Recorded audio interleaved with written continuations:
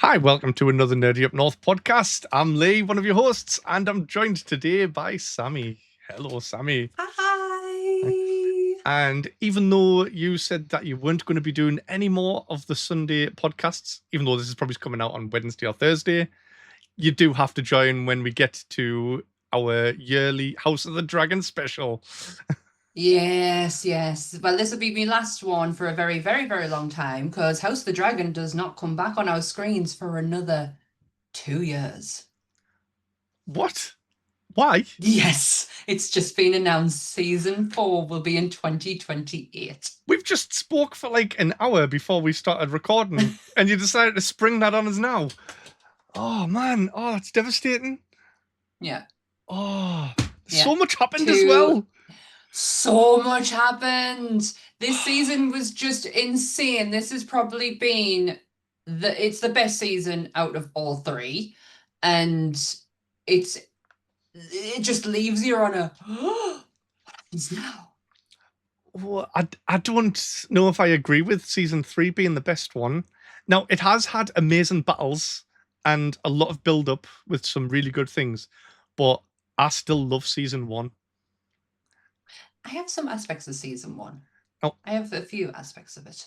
Millie Alcock, amazing. Oh, I love she her. was so good. What a good actress. I don't think she could have done what Emma Darcy's done, though. Oh, Emma Darcy, just chef's kiss there. That transformation at the end was unreal. I tell you what, because this is going to be, there's a lot of talk at the moment because we are literally right off the back of the end of season 3. So I'm going to do the disclaimer.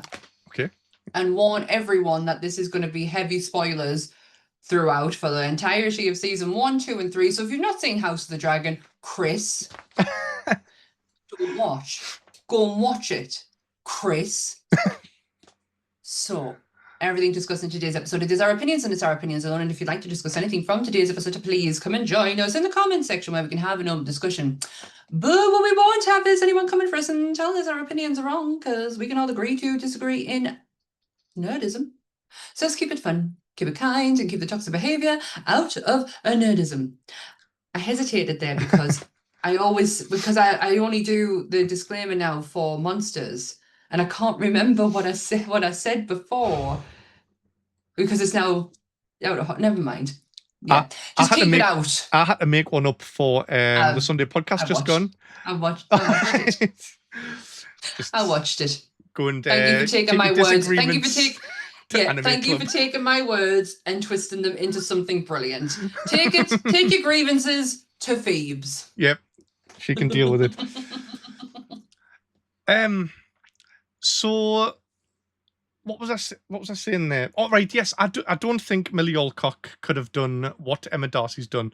Millie Alcock was like a proper sweet teenage girl, just like head in the clouds, not fully aware of what was going on.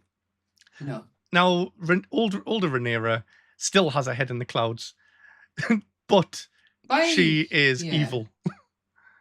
Well, yeah, we'll talk about it. So we're going to do a quick recap of season 1 and season 2 just to get us all up to speed. So in season 1, you've got the heir apparent, which is Viserys and Prince Rhaenyra. Is it Rhaenyra? No. What? This is where I get confused with the names. Rhaenyra is the daughter. Yeah. What's the queen that was never? What's her name? Is it Rhaena? Rhaena. Possibly. Rhaena? It's very similar. It's so similar. But yeah, it's so basically King Viserys, who is Rhaenyra's dad, becomes king off the back of his dad, King Aerys, dying. He was Aerys. Aerys is a long or something. He had a really long reign because he was a child king. I only know this because I'm reading Fire and Blood at the moment, and I'm at his stage of life, and he becomes king at the age of 14, and he dies of old age at the age of like 60, 70-year-old, and so he's like the longest reigning king up till that point because everyone else has either died mysteriously or when Maegor died really mysteriously, and or young.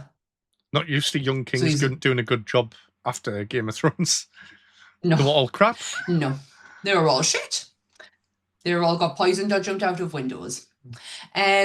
So yeah, so Viserys becomes king, loses his wife in childbirth, who was going to give him the son that he never got because he only had the daughter Rhaenyra. And in his grief, he actually goes against Targaryen culture and names Rhaenyra the his heir to the throne. Yeah. Now, if you read Fire and Blood, it's so important that element that they don't have women as queens. Yeah, it's been really important this season as well. Yes, they just don't. And you've just reminded us of something there. So yes, so he goes against it all. He ends up taking notice of his hand, Otto Hightower, who ends up marrying to his daughter, which is fucking creepy because that's his daughter's best friend. So yeah, Alicent Hightower, who is Rhaenyra's best friend, becomes her stepmom. Yeah. It's just really, really weird. So anyways, Viserys dies. And what did he have anyway? Like, I can't remember. He had some disease, didn't he? It wasn't grayscale, was it? Leprosy? Was it not? No, it wasn't grayscale. Was it just leprosy? Oh, possibly then. Because he was literally just falling to pieces, wasn't he? It might have been. I don't think it ever really said. No, one of the greatest moments in that entire series is when they've got council and they're arguing over the Rhaenyra's claim to the throne, and you've got Corlys's brother who's saying that she's a queen of bastards because all of our sons are bastards and they're not really true Valyrians, and then you've got Viserys walking to the Iron Throne, like what he's been like. Oh yes, is that when he's got his mask on? He's got the half mask on his face, and he says to Corlys's brother, "I will rip your tongue out of your head for saying something like that about my daughter." And Daemon doesn't even give him a chance. He just slices his head off, and he's like, "He can keep his tongue." Yeah, you've got the brother, you've got the brother dynamic in there as well between Viserys and Daemon, who Viserys is a kind Targaryen. There is a saying that, in the Targaryen household, the gods flip a coin to see who's good and who's bad. And you'll have a good one, you'll have a bad one. You see that throughout history when it comes to the Targaryens. There's always a dickhead and there's always a really kind one. And Viserys was the kind one, and Daemon could be seen as the dickhead. I miss season 1 Daemon. Like, he just had this rebellious tenacity to him that he doesn't have in season 3. Like going out and when it was, we need to get all of the burglars in the city rounded up and just kill them all. Yeah. Yeah. But someone's killing guards, the King's Guard in season 3. The Gold Cloaks. And he's just like, let's just ask around. Because Harrenhal changed him in a way that I don't think we fully accepted into season 3. But do you think season 1 Daemon would have allowed them children to live in season 3? No, definitely not. No, he wouldn't have given two shits. So you've got, it's basically, this is the starting point for season 1, is the starting point of the fight for the throne, which is between Rhaenyra and Aegon, which is Viserys's child with Alicent. Yes, his first child for Alicent. And the second one, the Dance of the Dragon begins. You've got the blood and cheese incident that happens in there, which the least we can talk about that, the better. Yep. You got the Battle of Rook's Rest. Oh my God, yes. In season 1, Lucerys, Luke died at the end of series 1 by Aemon Targaryen, who is Alicent's second son, which is Rhaenyra's stepbrother. See, I remember talking to you like leading up to season 3, saying like, Luke got eaten by the dragon at the end of season 2, but you were like, no, it was season 1, but it was definitely season 1. It didn't feel like that long ago. No, it didn't. It really didn't. But yeah, because Aemond is the rider of Vhagar, who is one of the I think he's the biggest now, but he was the second biggest compared to the Black Dread, which is the Balerion, the Black Dread. So yeah, big massive tumble fight. Luke gets killed, and then you've got the Battle of Rook's Rest, where you get the queen that never was and her dragon out. That was a very emotional day in my house. I was in hysterics when she went. She was such a brilliant character. That was Aemond that killed her as well, wasn't it? Yep. Was she just flying through the sky and then? Yeah, and she just Dracarys, and it just went, and then she just went heel Melis, and they just fell together. They just died together. But yeah, then you've got Daemon, who was captured in Harrenhal. Really wish I paid more attention to this. But at the time, it just seemed to be dragging on, and I was like, "Oh, get Daemon out of there!" But I feel like I should have paid more attention because a lot was said about Harrenhal in Series 3. So Harrenhal is a really old castle that was run by Harren the something, the draw, whatever the fuck he was called. Was it Harren the Black? Something like that. And when the Conqueror came to take over the Seven Kingdoms, he did not heal.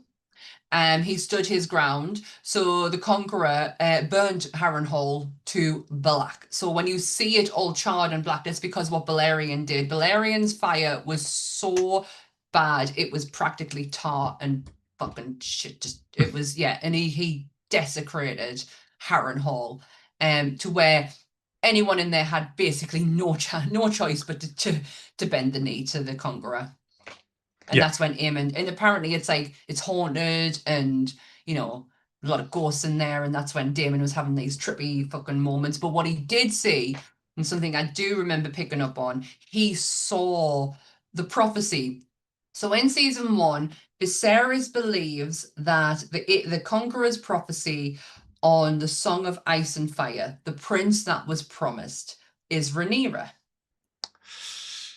And this is why he made the choice of what he did.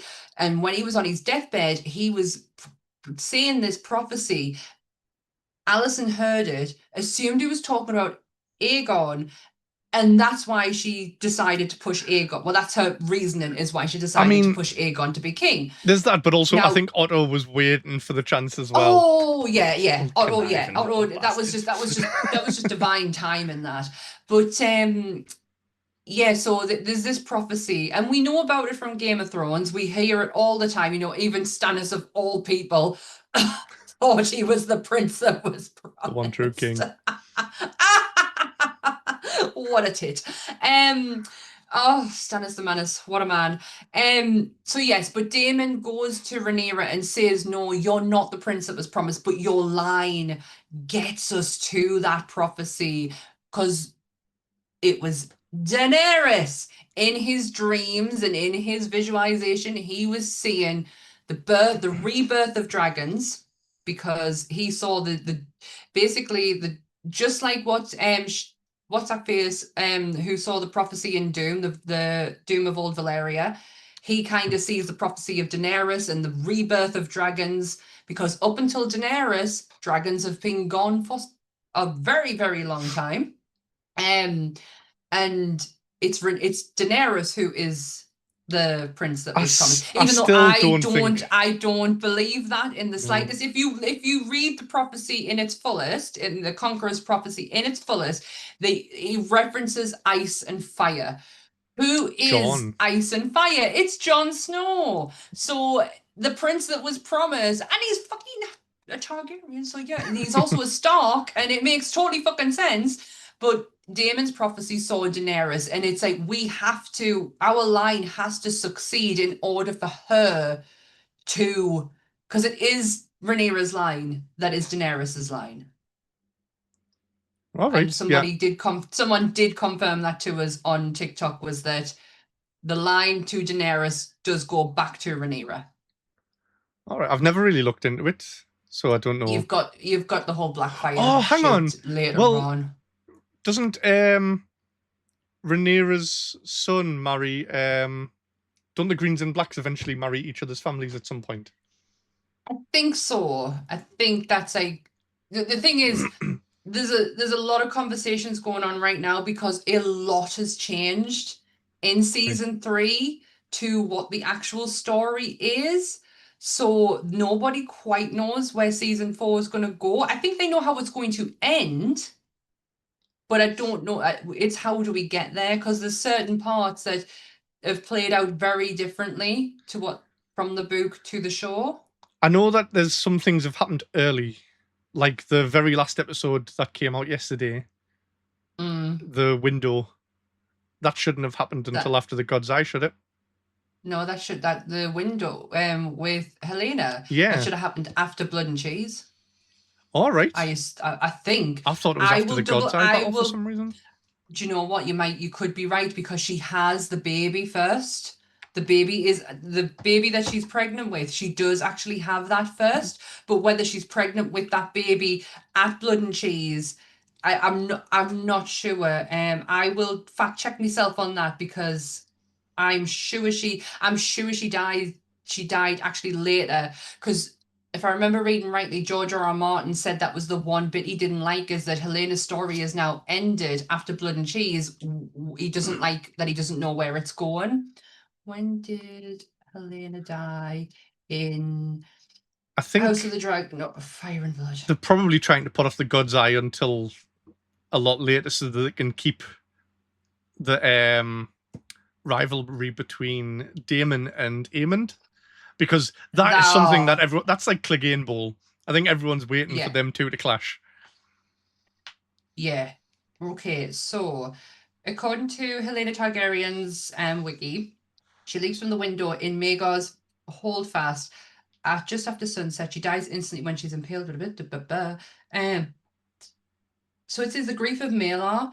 So one prominent account by Septon Newson claims that she was driven to despair after Masari cruelly informed her that her younger son Maelor had been brutally killed by a mob at Bitterbridge. So Maelor is alive, which is who she is pregnant with when she jumps out the window in this one. Witnessing the execution, Grand Maester suggests she broke down after witnessing the horrific executions of men who tried to free Corlys Velaryon. Doesn't actually say where it falls in the timeline.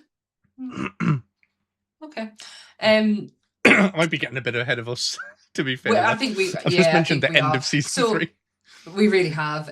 So yeah, on the end of season 2, the two brothers, as we've just been talking about the whole Clegane Bowl, this is where it kind of starts from, is Aemond's basically getting above his station. He thinks he can do better than Aegon as a king.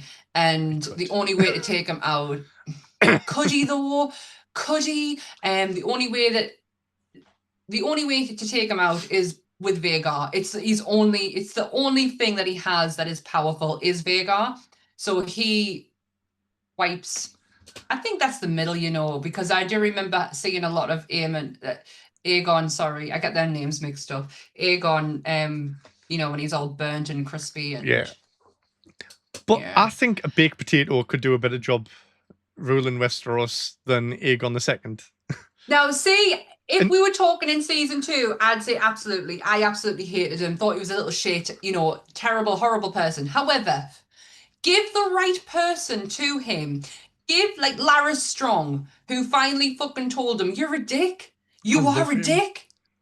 But I think if he had the right people talking to him, maybe he wouldn't be such a dick. Yeah, he's stupid.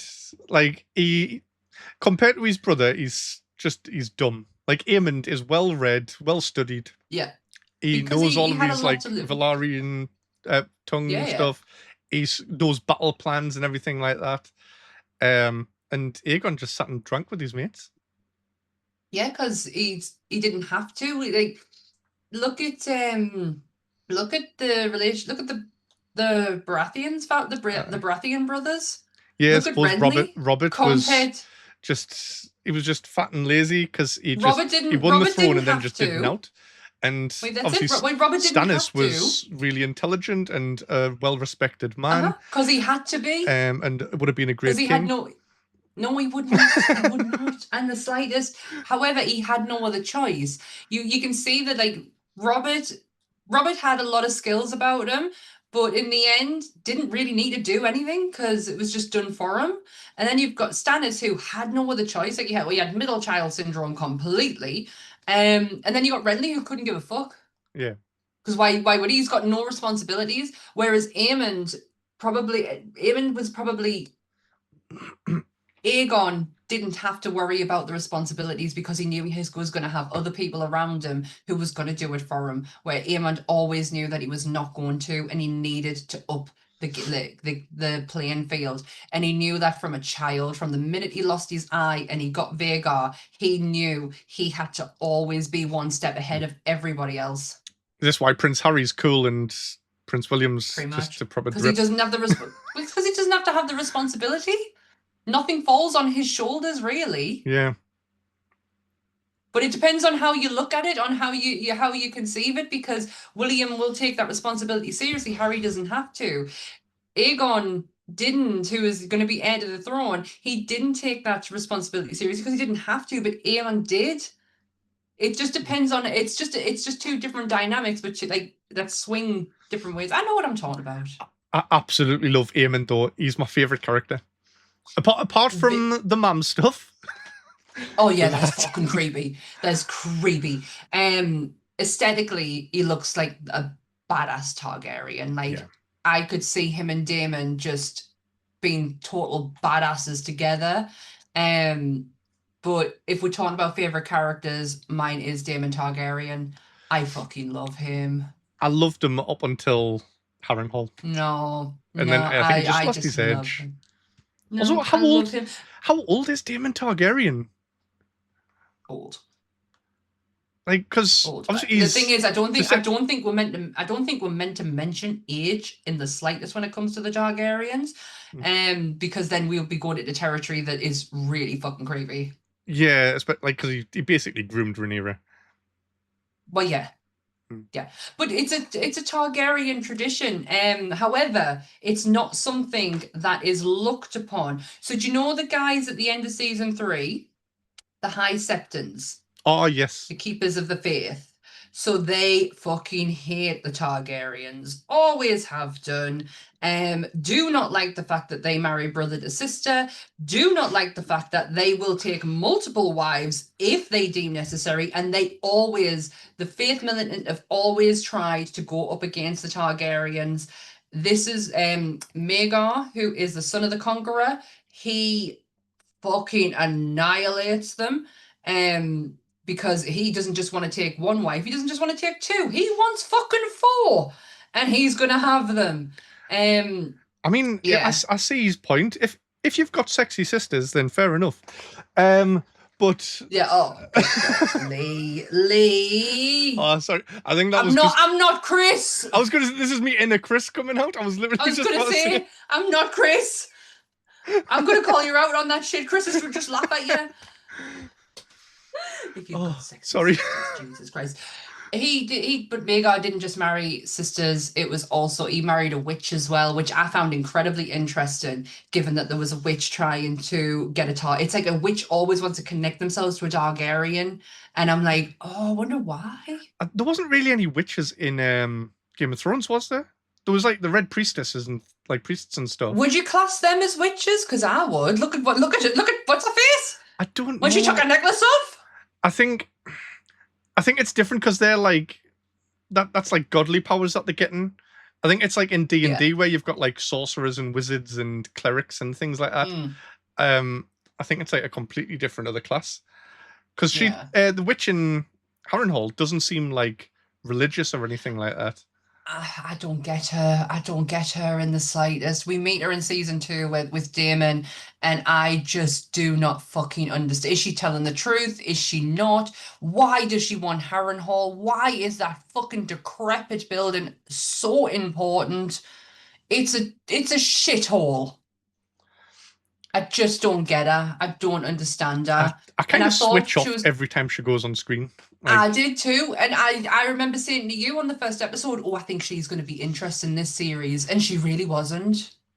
not in the slightest. Apart from turning into Alicent, which was an interesting moment. It was gross, but it gave more of an insight into Aemon's character. I just love the text message I got first thing on a Monday morning off you. I didn't think I would see a motherfucking son on a Monday morning. Yeah. Never thought I would have to shout, no, please don't shag your man at the telly. Yeah, that was so weird.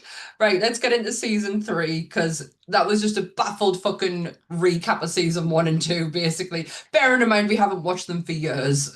Yeah. So, series 3, episode 1, Salton Sea, Fire and Blood. Begins with a G. What is it? Gullet? Battle of the Gullet. That's it.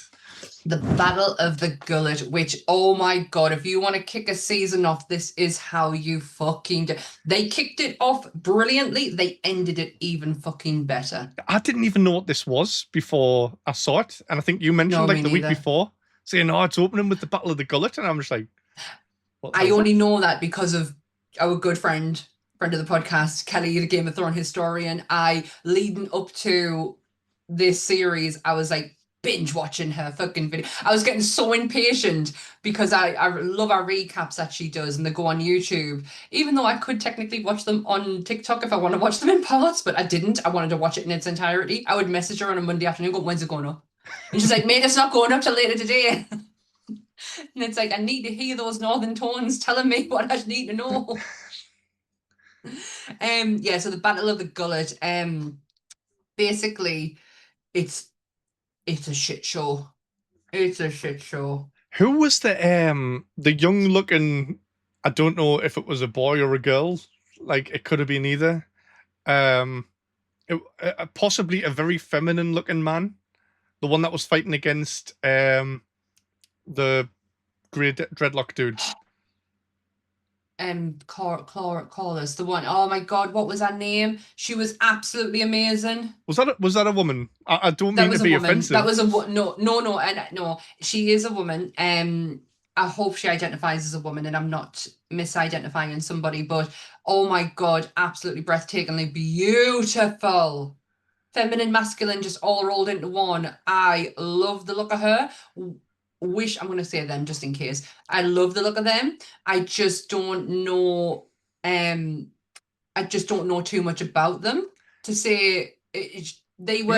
I wanted really to know more about them. Because I mean, now that I know this is a woman, I want to know how she got that good. Because, like I said, I thought this was just a very feminine-looking guy because they were absolutely beating the shit out of everyone. And you don't see many women doing that in Game of Thrones or House of the Dragon? No. Unless it's Brianna Tarth or what's Thingy's sister called? Oh, Greyjoy. Yeah. I can't remember her name. His sister. Can't remember her name either. But this person was called Sharako Law. Right. I don't know if I'm pronouncing that right in the slightest. So you've got where are we? The highlights. Rhaenyra's claims, the wild. Oh yeah, Rhaenyra. Why do these name the sister of Baela? Oh yes. What's her name? Is she not just Rhaena? Rhaena. She's Rhaena. Yes, she is. Rhaena Targaryen. Daughter. Yes, Daemon's daughter, Baela's sister, claims the wild dragon sheep stealer. So we had 2 wild dragons already claimed by Hugh and Ulf and what's Alan's brother called? Adam. Oh, right. Yeah. We had 3 dragons claimed in the last series, which was Sea Smoke, Silverwing. Hugh's got Vermithor. Hugh can't. Did you have Vermithor? I thought that was I think he has. Vhagar is Aemon's. My apologies. Vermithor is Hugh's. Hugh Hammer. What a name. I love Hugh. And sort of Ulf is a proper little weed of a man. What Ulf did was just fucking MVP energy all the way. It was just back to King's Landing of just burn everything. Like, fuck it, kill everyone. I loved it. But Yeah, so you've I've got no time for Adam though. He's such a fucking. He's not. Yeah. He's not a Valarian. I Like, is love he? the He's other. not. I love the other bastard brother. Which one, Adam? Not Adam's the one that got the dragon, isn't he? But then there's the other one who Corlys wanted legitimized. Oh, what's his name? It's not. Oh, Adam I really is. like this guy, but I don't know Me his name. too. What's his? Is it Alan? Yes, Alan. Oh my god! Strange name Him for at the end. all of the Game of Thrones people. It's like Adam and Alan. Rhaegar, Vhagar, Dagar, Daemon, Aegon, Alan. Adam. Sorry, Adam, but yeah, it's just not it's not a traditional Game of Thrones kind of name, really, is it? However, Alan is brutal. The transformation in him from the beginning to then, and just how he calls Corlys out on his bullshit. I love it. Yeah. I love it. When he's like, aren't you mad that she's not going to legitimize you? And he's like, how long did it take you to fucking recognize us? So don't start with that shit, He's mate. so cool, man. He's a quiet, Yeah. like he's very like held back and a bit stoic. But that isn't that so deadly though? Like, did you expect him to do what he did? No. So yeah, I think his progression, his arc is just been fantastic. So yes, you've got Rhaena, who claims the wild dragon sheep stealer, who is a wild dragon who basically has just been living off sheep, hence the name sheep stealer, and it's a fucking recipe for disaster, basically, because she's got absolutely no control over this animal whatsoever. Even though she can dragon ride it, she can't get it to do, because it's her first time, she can't control it at all. Yeah. So in the end of season 2, we saw Aegon and Lara Strong leave the capital and just become the duo we never thought we needed on our screens. I didn't have any time for Loras until this season either, but every time he's been on screen, I've loved him. What a comedy duo. It was absolutely brilliant. That whole sequence when they were dodging arrows and that, and it was like a Benny Hill sketch. I loved every second of it. So yeah, because Aegon is gone and presumed dead, Aemon decides, well, I'm king now. Yeah. Yeah, Aemon's For like, a moment. I'm king. Yeah, even if his mother's like trying to talk him out of it, he just shuts her up by giving her a kiss. What a horrible woman. Like, she's just like trying to get rid of her sons, trying to get yeah, she's give up the throne so she can come in and kill them all. And yeah, it's Aemon's downfall is Alicent's fault in every sense of it. Because Alicent made an agreement with Rhaenyra that she would basically hand Aemon over because Aegon was now gone and she could come in and claim the throne as long as her and Helaena. She was basically only to be fair, she was only looking out for herself.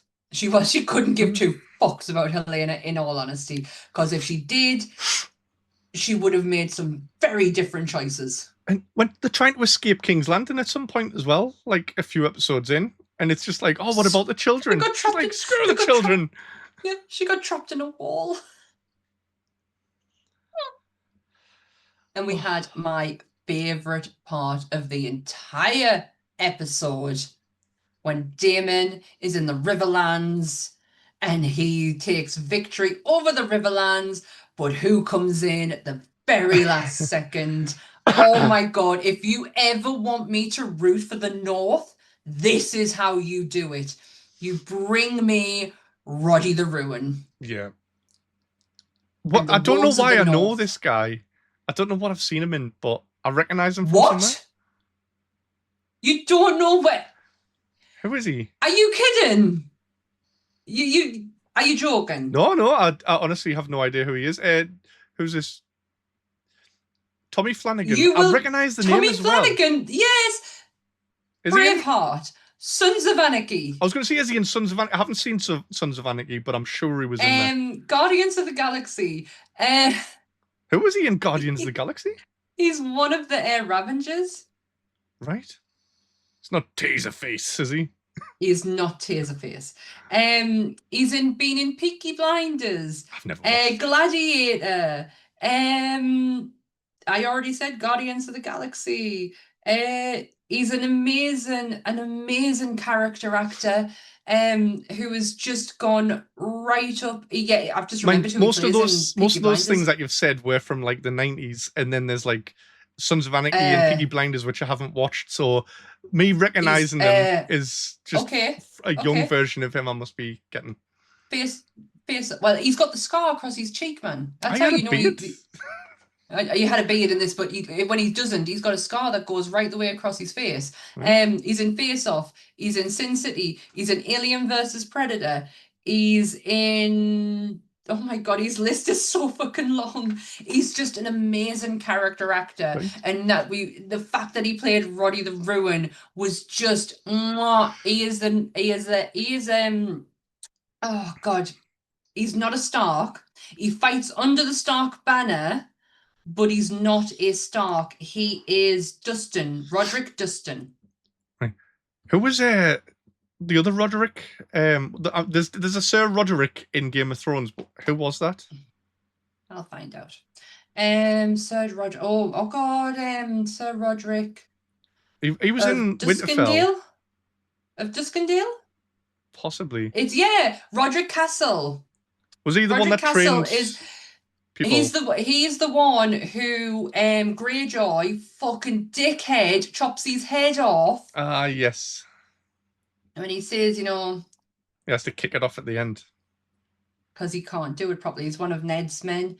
It's Castle. My apologies, I got that wrong. But yeah, Roderick Dustin, Roddy the Ruin, who was just fucking badass as shit, comes in with the head of a Lannister, hands it to Daemon, and he says, "We come here to fight for. We've come here to die for our Dragon Queen." And Daemon turns around and says, "Well, are you ready to go? Because we've got some lions to chase." Fucking get in, come on. Honestly, this is the Northmen I wanted to see. We saw a pact being made with Jace in series 2, at the beginning of series 2, with Thingy Stark. What'd you call him? Was this not at the end of season 1? Because I'm sure he went to Winterfell when his brother went to the other place and then got eaten by the dragon on the way back. I'm gonna open a page up here just so I can keep fact checking myself. It's what's these? It was on the wall, wasn't it? Oh yes. Deal with on the wall. Talk amongst yourselves. Who does Jace deal with on the wall? Stark. I can't remember what his name is. It's Cregan Stark, Lord Cregan Stark. Yeah. So yes, he makes the deal with Lord Cregan Stark, who does come back, by the way, in the Dance of the Dragons. You've you haven't seen the last of Cregan Stark. But for this, we get Roderick. I was confused why he wasn't there as well, though, to be fair. Yeah. Like that, I think that might be why I was thrown off after episode 1, where they just showed up at the end, and it was just like, who are these guys? And then when I saw online afterwards, and it was like all of the Winterfell flags in the background, and it was like, oh, right. It took me a while, mind. It took me a while to see that they were Stark flags, and I was like, oh my god, because I knew they were Northmen, but I didn't, because when the Conqueror came, the North didn't really take a lot to bend the knee. And a few Starks were hell-bent on not doing it, but the head of the Stark family at the time just went, nah, fuck it. Yeah, that really annoyed us, because I did read that bit in the book. And they get to a river, and it's like, oh, the Targaryens are on the other side of this river. Should we go and fight them? And they've travelled all the way down to the south. And then he just goes, I'm just going to go off by myself and bend the knee. Yeah, you did. I was expecting a battle. And yeah, the Starks of this.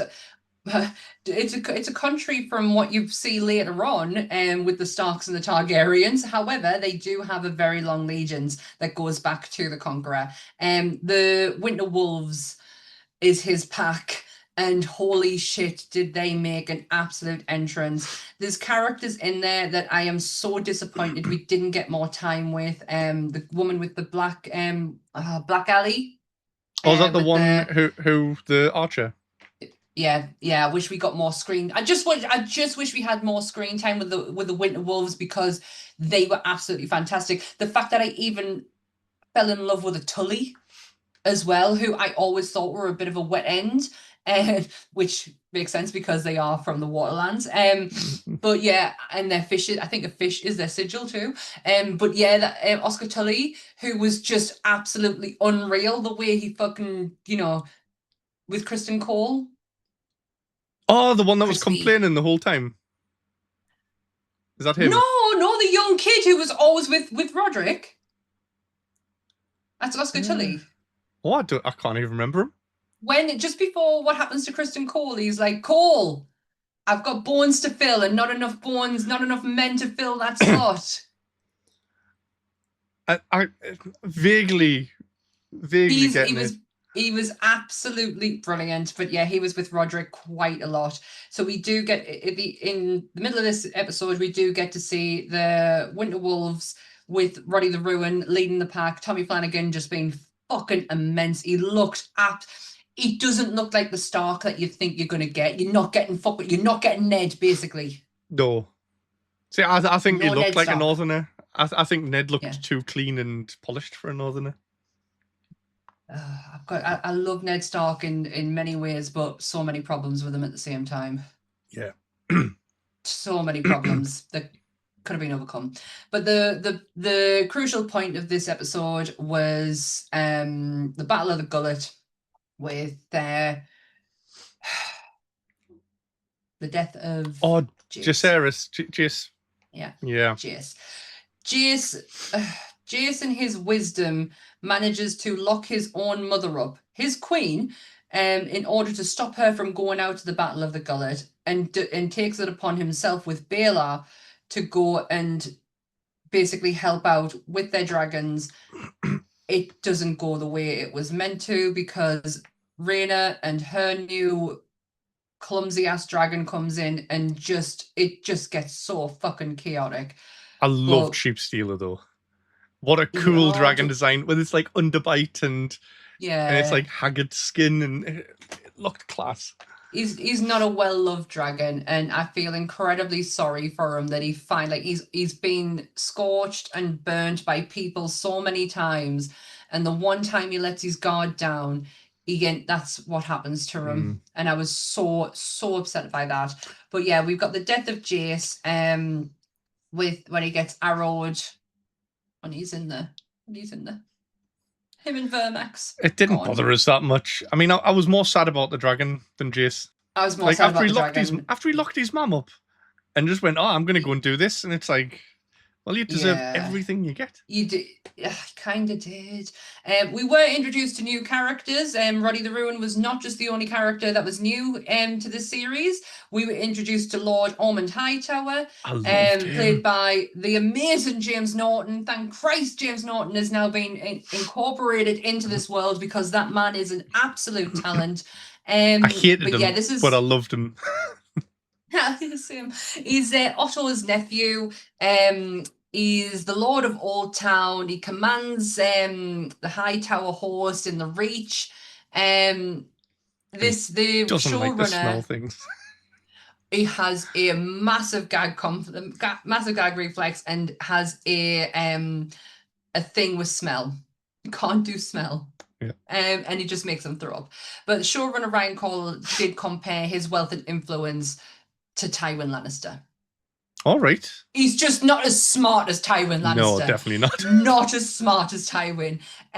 But he definitely had, I could see it, the snootiness about him. So yes, we were introduced to Lord Ormond Hightower and Ron Roxton, who is a knight of the House of Roxton who fights with the Greens. He wields the lethal Valyrian steel sword Orphan Maker. That is a fucking grim name. That's better than Widowmaker or Widow's Wheel. Widow's Wheel. What he goes, a twat give it. So do you know what I mean? Yeah, and then we obviously for the blacks we had Roderick Dustin along with his people. We've got 3 new dragon riders now off the back of season 2. Like I said earlier, we've got Adam, we've got who's got Ulf. Sea Smoke, we've got Ulf, who has Ulf has Silverwing, and Vermithor is with Hugh Hammer. But we had that introduced to us in season 2. Yeah. Yeah, so Hugh's with Vermithor. Oh, I've literally just gone back and forth and it's right there in front of us. So that's the end of season 2. That's the end of episode 2. Episode 2 is Queen's Landing. Yes, is The this fall where of King's Rhaenyra finally Landing. goes in and takes over? Because Aemond finally leaves. So Yeah. Oh shit! What's his dragon called? Vhagar. Vhagar, yeah. Yeah. So yeah, Aemond leaves. Crispy Cole leaves. Because Crispy Cole's on a mission from God. Apparently, what the fuck Crispy Cole was doing in this whole series, I'll never fucking know. For him to actually sit there and claim, "I am the greatest swordsman of the Seven Kingdom." I mean, he was good. I don't know who the fuck's blowing smoke up your ass, Crispy Cole, but you are definitely not. Definitely not. No. So we had the episode opens with Rhaenyra getting Jace back, and that was just heartbreaking. Emma Darcy. Why didn't she kill the guard that wouldn't let her out? Like, because it's not her. That's not her way. That's if she had an ounce of actual dragon in her, yeah, maybe she would. This bravado she has at the end with Rhaenyra the Cruel, that is so fake. That's not the Rhaenyra that we've had from series 1 up to now, and I'm not buying it. So if she had done that, then I would buy the whole Rhaenyra the Cruel bit, but not that, because I would have done exactly the same. I'd have had him killed and all. Yeah. But yeah, Emma Darcy punched me in the gut several times with that performance. Like that was raw. That was real. It was heartbreak when she's telling him to get up. Yeah. And she's demanding him to get up. Has she got any kids left? Yeah, you've met him. Is that the little one that was in the end that she was telling the prince that was promised thing to? That's Joffrey. Oh, right, Joffrey, yes. Mm-hmm. Yeah, that's Joffrey. So yeah, she does have a kid. And is this one Daemon's? Or is this a strong boy still? I think that's a strong boy. He had brown hair. Ah, yes, I suppose. Oh, I don't know. To be honest, Joffrey was like neither he nor their character really. That's the first time you ever saw him. You heard him mentioned a couple of times, but that was about it. So yeah, Rhaenyra's basically she's had enough. She's had enough. She takes to her bed and she's just in absolute grief. And this is where Daemon reminds her, we need to start moving. We have to start moving, because if you don't get that throne, our line is gone and the prophecy is done for, and we can't allow that to happen. Yeah. She knights Daemon, Hugh, and Ulf. Oh, I love that. Where like, I think it's Ulf where he's just like, "Is that it?" And she carries on talking. He's like, "Shut up, Ulf." Ulf such a, do you know what, the way that they did Ulf dirty throughout this whole series just makes his end move totally justified.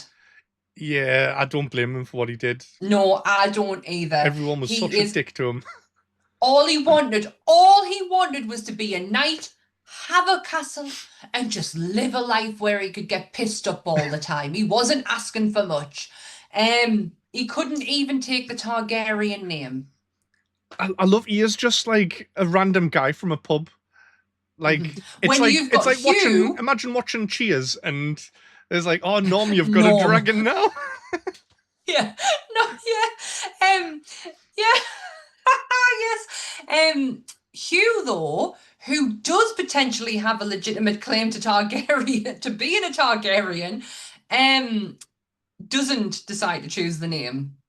Yeah. He goes with Hugh Hammer. Huge Hammer. Hammer.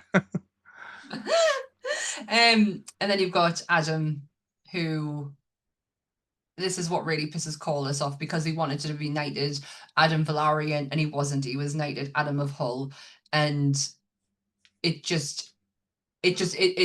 that divide between the two starts quite there. Yeah, but I wouldn't have knighted Adam either. He hasn't got a personality. He's a bit of a flake. He's not his brother, that's for damn sure. Yeah. That is his damn sure.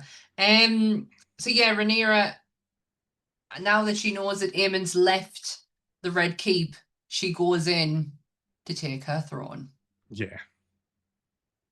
Suited and booted. I've got a bit of a blank here about, like, did they just fly in and land in the dragon pit and then just walk in and just go right where... Oh, yes.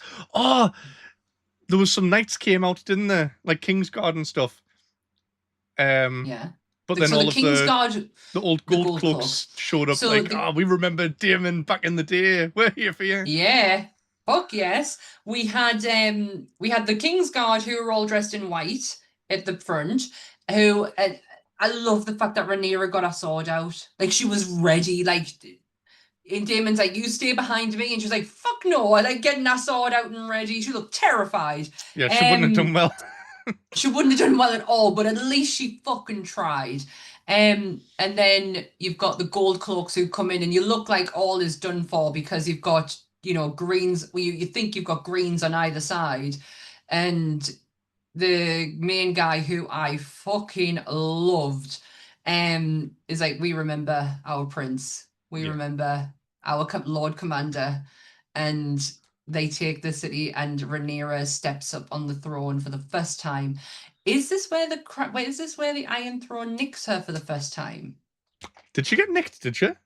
She does. She gets nicked a couple of times by the Iron Throne, and it's something, when you're reading Fire and Blood, is not a good sign. No, I know that it's like meant to be a bad omen. Like, you're not. Yeah, it's like you're not fit for the throne. Yeah, it's like the throne's rejecting you, kind of thing. I must have missed her getting nicked by it. Yeah, she got nicked a couple of times by it. In the tapestry that Helena does, it's Rhaenyra sitting on the throne with blood just coming down, because she keeps getting nicked by the fucking throne. I didn't put them things together, but now that you've said that, it makes sense. And then we've got the reveal of all reveals. The laugh that was heard around the world by Daemon Targaryen when he saw what surprise had been left for him in the prison cells. Oh, yes. Oh, Otto Hightower. Mm-hmm. I loved him coming back out, and it was like, oh, yes, Rhys Evans is back. Oh, he's gone. Oh, he's gone. The funniest part was Daemon's reaction to it when he first sees him, and he just goes, ah, get in. You're in there. Yes, Otto Hightower gets brought in front of the Queen, who knows exactly what's going to happen to him. He knows what has to happen to him. This has to be done, otherwise it starts her reign off incredibly weak. Yeah. But it's something that Rhaenyra does not want to do. However, she knows she has to do it, even though Otto is like, please don't let her do it. I don't particularly want to be hacked to pieces. She does hack him as well. Like, I'm sure it takes like 3 swings or something, doesn't it? Yeah. It's a lot better than Theon did. Oh, good God, that man. Do you know, I used to skip his point of view. When I first started reading Game of Thrones, I used to skip Theon Greyjoy's point of view because I fucking hated him. And I'm so glad on my second read that I didn't, because the relationship between him and, which turns out to be Ramsay Bolton, is a fucking game changer. Game changer. I loved Theon when I first read the books, and I didn't know who he was, like, in the seasons yet. I pictured him as like Eomer from Lord of the Rings. So I'm just like big, strong guy with long hair. But then going back to this like show, and then it's like, oh, it's Alfie Yellen. Yeah. Yeah. Nothing against Alfie Yellen, but he's no Carl Urban. No, But he's who not. is? Exactly. King of the nerds. Yeah, so Rhaenyra takes the head of Otto Hightower just as a escaping Alicent Helena, who are captured trying to flee for the first time, are brought back into the Red Keep, and she has her father's head basically right in front of her. I don't know why she didn't just let her go. Like, Alicent was the one that organised Rhaenyra coming into King's Landing. It's Helena who's the issue, I think. It's because she's basically the dowager. She's technically the dowager queen. I think it's all to do with Helena and her children, because they would be the ones who would have a legitimate claim to the throne, and if she has them captive, I don't know. I could be reading that too. I could be reading that wrong. See, season 1, Daemon would have just killed them and went, right now you can go, Alicent. Well, this is it. Daemon keeps trying to remind her that you need to be a dragon. Do you know how the Queen of Thorns in Game of Thrones told Daenerys, "You are a dragon. Be a dragon." The amount of times that had to be drilled into Rhaenyra's head to when she finally fucking got it in the end. Aemond in this episode arrives in Harrenhal on Vhagar and kills Daemon's mate, Simon Strong, for absolutely no fucking reason whatsoever. Posed absolutely no threat to him, but kills him anyway. Oh no, I'm thinking of it. I was thinking, is this not the ones where it's like, oh, that it's a spy, kill him? But that's the Hightowers, isn't it? Yeah. Yeah. Yeah, that's right. We've got Aegon and Larys, who have escaped their captivity because they got captured in the first episode. Aegon. Oh, is this where they find Sunfire? This is where they find Sunfire, and I had to try and convince you that he was dead. I thought he was dead. It was like he's just delusional. I was going, Lee, they're not going to show you Sunfire in this. They're putting too much emphasis on the fact that Aegon knows he's not dead. Yeah. And he was not having any of it. He was like, no. I mean, I'm glad he's not. He's gone. No, but he did look a bit derpy though, didn't he? Yeah. Hey guys, I'm here. So yeah, we also they run into a. Sorry, my cat's going nuts behind us. We also run into a Lannister as well, which really confused the shit out of us because I thought that was the Lannister who got his head cut off. It's not. I don't know who that is, who got his head cut off now, who was with Roddy. But yeah. Yeah, so you've got Larry. He kills the pirate as well. Remember when because he tries to steal his crown? Oh, is this where he comes up behind him and like I think he hears that he's the king? Yeah. And he just drags him on the floor and just starts stabbing away at him. Is that the guy that was pretty like much making him kiss his feet and stuff? Yeah. That whole time I bet Larys was standing there going, oh, I wish I could do that. Yeah, exactly. In the Vale, we've got Lady Jane Arryn, who refuses Rhaenyra or Rhaena Targaryen any formal comfort, because Rhaenyra is now looking for the mystery rider who caused Jace's death. She knows that the dragon, she knows that Sheepstealer was the dragon that helped kill Jace. She doesn't know who the dragon rider is. Lady Jane Arryn knows this and isn't prepared to help Rhaena at all. However, she does agree to turn a blind eye to Rhaena if she goes and hides. She'll not tell anyone where she is. Which one's Lady Jane Arryn? She is the woman in the Vale who, in the second series, where Rhaena actually goes to stay with her, with I think it's where Rhaenyra puts her children to make sure they're safe. Right. The youngest children. Ah, yes. I should the high up place. Yes, the one with the moon door. Moon door. That's it. Mm-hmm. Yeah.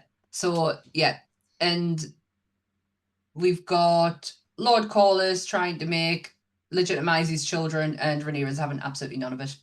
And that is the end of episode 2. Episode 3 is where Rhaenyra has the worst 24 hours of her life. This was a weird episode, but I did enjoy it.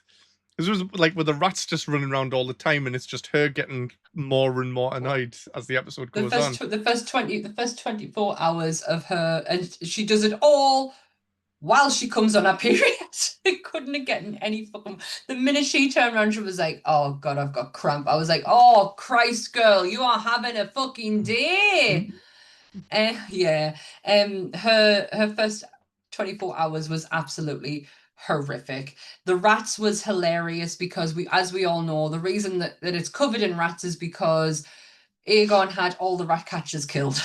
Yeah, because of the thing we shan't speak of. But then Alan shows his intuition and is like, well, let's get some cats in. We use cats on the ship, so let's get the cats in. So this is where King's Landing finally has its cats, and we see that all the way up until Game of Thrones with Sir Pounce. Yeah. Yes. One thing that I hated when she was like having this bad day was it Hugh that came up asking like, "Oh, I've got nowhere to live. Could I have somewhere to stay, please?" And she's just like, "Not my problem, mate." What did she say? People are using it as they're out of office now. I am awash with give me some time to get my bearings and I will be with you. Yeah, Hugh wanted to go and get his wife, basically. Yeah. Cat. Shit cat. Yeah. Shit, yeah, not that cat, the shit cat. Yeah. We've got Ormond Hightower. Oh, that's right. So, cornered by 3 dragons, Lord Ormond Hightower kneels and swears fealty to Rhaenyra to save his men from being incarcerated, when in actual fact he had no fucking intention of bending his knee at all. Yeah. He's just full of shit. And he gives him, so Daemon, because Daemon's in a treaty with them, and he's like, yeah, sure, I'm going to bend my knee, and also, out of good faith, I'm going to give you Prince Daeron Targaryen as a hostage, just to show you that I'm willing. But it's not. I don't know. Do we find that out this episode, or is that the next episode? It's the end of this episode. It's the end of this episode where because the kid doesn't say a goddamn word, and it's not until he's face to face with Alicent, and she's like, "That's not my fucking child."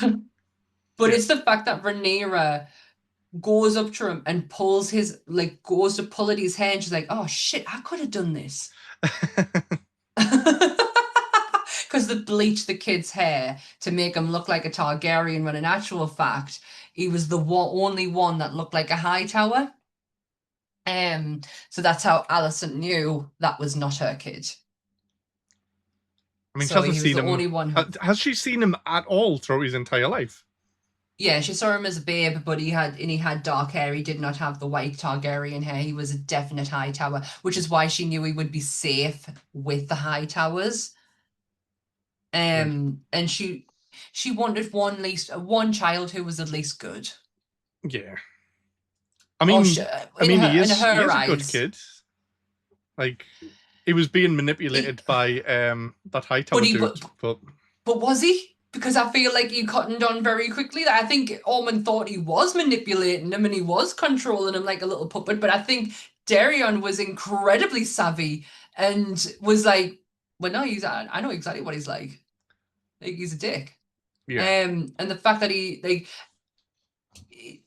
tried to part him from his dragon and everything, and like his dragon is Tessarion. I don't know if I'm saying that right. It's the blue dragon. Yeah, he tried to like get him away from his dragon and everything, but Daeron was playing the long game. He knew fine well that Ormond was way above his head, and he was feeding this all back to his uncle, who was Alicent's brother. Is it Gwaine Hightower? I recognise the name. So Gwaine. He's with Criston Cole right up until because Kristen Cole's, like I say, is on a mission from God. He's just on a fucking suicide mission. And right up until Gwen's like, fuck this, I'm going back to the high tower. I'm going back to the high towers. I'm gonna go and see Ormond because this is fucked up. You basically just leading us into nowhere for absolutely no reason. I'm fucking out of here. But he was with Kristen Cole right up until that point. Right. And then he leaves.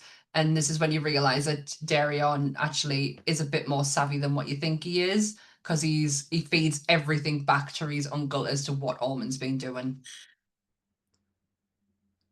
This episode then, is this where the spies come in and someone so this is just like, that's not they're not our guys, and just chops them in half, like from no, that's later on. It's later on. That's just a little bit later on. This is when the King's Landing starts not appreciating Rhaenyra being there. And I mean, it's not Rhaenyra's fault. They've got no money. The money has been taken somewhere. I don't think we know exactly where yet. No, the gold is gone. I think Ormond Hightower has it, to be fair. Right. I think, anyway, I could be wrong. But the gold is gone. Everything's basically gone. The Septim will not anoint her because she's not the true queen. A queen should never reign. And he's swore fealty to Aegon. And it's just a big fucking mess for her. The capital is absolutely deteriorating. And then you've got people who have been, you later find out, has been sent by Ormond to kill the Gold Cloaks, to send a message. The poor Gold Cloaks who were just working on good faith. No pay. Yeah, no pay whatsoever. There was one guy. There was one guy that showed up this season that I thought was a nice addition, and I don't know who he is, but he was in Fantastic Beasts and Where to Find Them. The chocolate maker guy. Have you seen Fantastic Beasts? A long time ago. I can barely remember. The guy who makes the chocolates and stuff like that. And he's got his beard. Yeah, if you said, oh God, what's his name, man? He's in Fanboys. He's in, what's his name? I've still never seen Fanboys. What? I know, I'm sorry. I love that movie so much. It's Dan Fogler. What a waste of an actor in this series. Yeah, he didn't do much, but every time he was on screen, I'm like, oh, I like him. But what a waste. He did absolutely nothing. He was barely in it. I thought he got killed at the Feast for Traitors. Torren Manderley?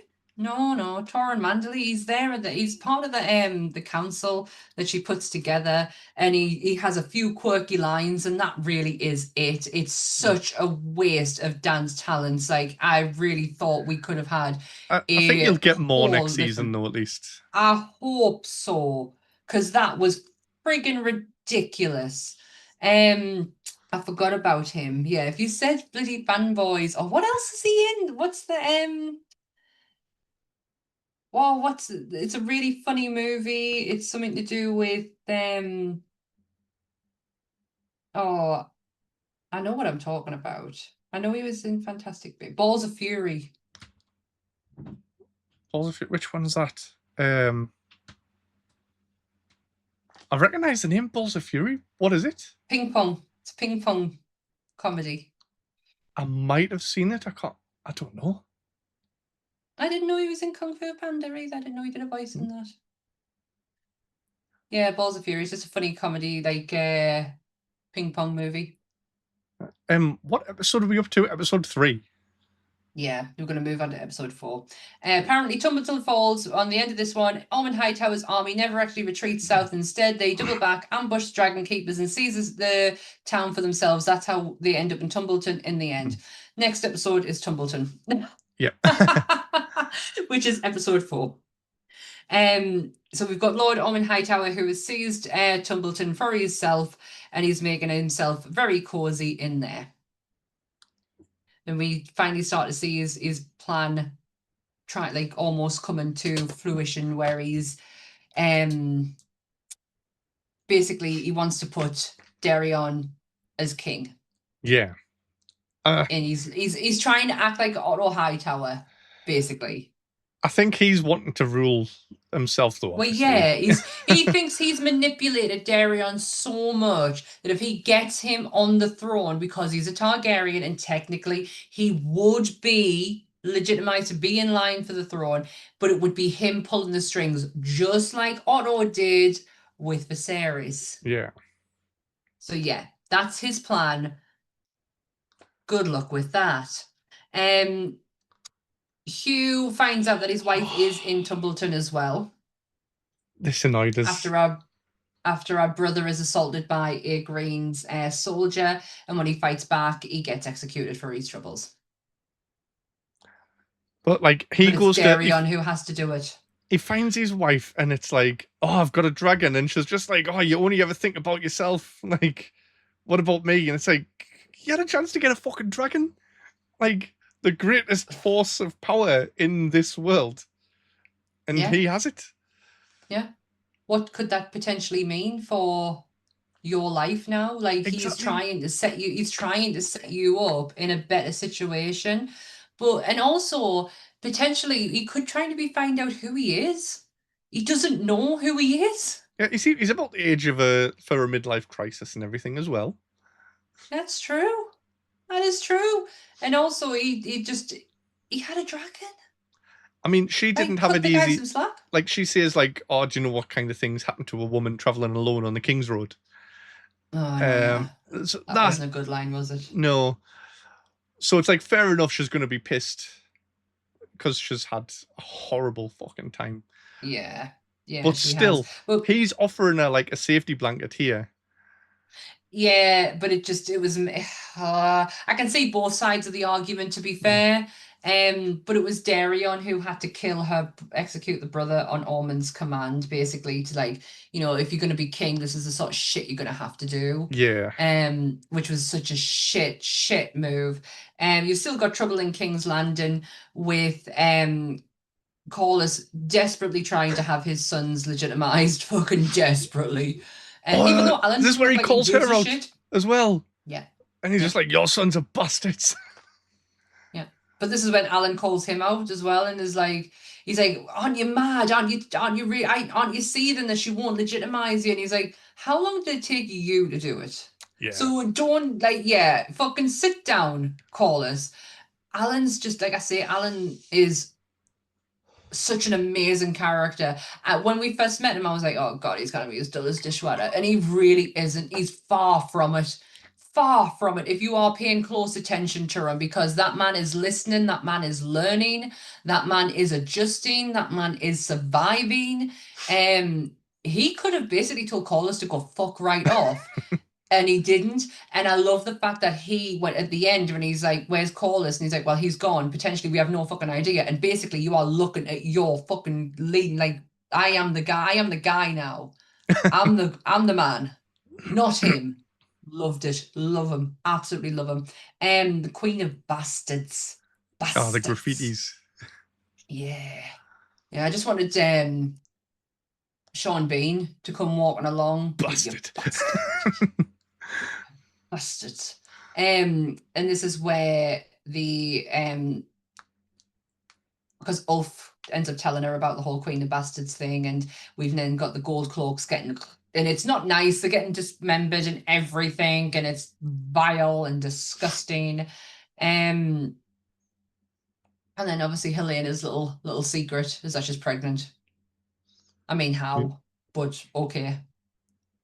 Is it Aegon's? How? Who the fuck knows? Because wasn't he like? Isn't the in the books? Does it say something about Helena and Alicent start getting like put in brothels and stuff? It's like, come and have sex with the queen. Oh, that's vile. If that is the case. So I don't know if it was true or if it was just a rumor that was being spread in the books. Well, there is they do like to do that. One of Maegar's wives, actually two of his wives, because Maegar couldn't have kids. In the every one of his children just came out with little scales, and it was awful. And it was rumors were spread that, bearing in mind he had 4 wives, and 2 of them could not basically give him a son at all. He ends up being childless in the end. And there's rumors going around that the reason these kids are coming out the way that they are and deformed at birth is because his wives are sleeping around with other men behind his back, and it's like a multitude of men who have like, and he ends up killing shit ton of people and his wives and the 2 wives involved to find out that it was the witch he married who was spreading the rumors and was actually causing the defaults in the children before they were born because she didn't like the eye. Oh, it was so yeah.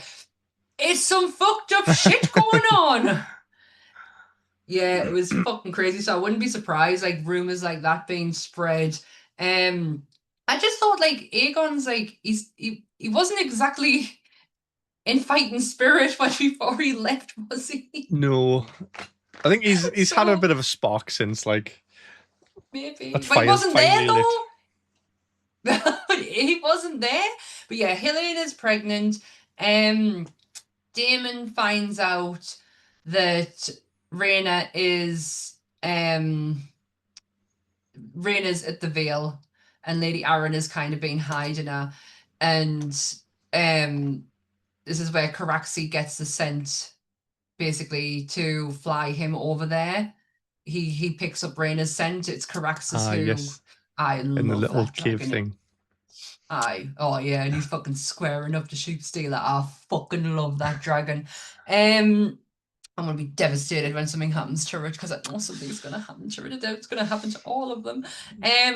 But yeah, he proper squares up the Sheep Stealer, like, come on then, I'll fucking have you.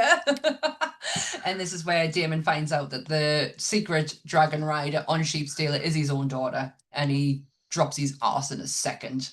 Yeah. I mean, what can you do in that situation? Like, he has to lie to Rhaenyra? No, he does, absolutely. However, when has he ever given 2 shits about them children? Why start now? Why start now? So that's what I didn't understand about that whole thing. But Rhaena basically refuses to return. She's like, fuck this, I'm getting on my dragon and I'm riding. And he's like, well, what can I do? And he's like, Caraxis, let it go. We're going. But he does kind of detour, like, send Rhaenyra in a different direction when it comes to Sheep Stealer, to kind of keep her away from the fact that it is Rhaenyra. With the head of the who was it? It was just some random guy, wasn't it? He just killed some innocent person and burnt his face off. Burnt his face and returns to the small council and dumps the head on the table and says, nobody was the rogue rider who caused Jace's death. This is him. And she has to look at it for the next couple of episodes and just... Yeah, and this is when Mysaria kind of pieces the pieces together that he's full of shit. But so is she. Yeah. The both are just as bad as each other.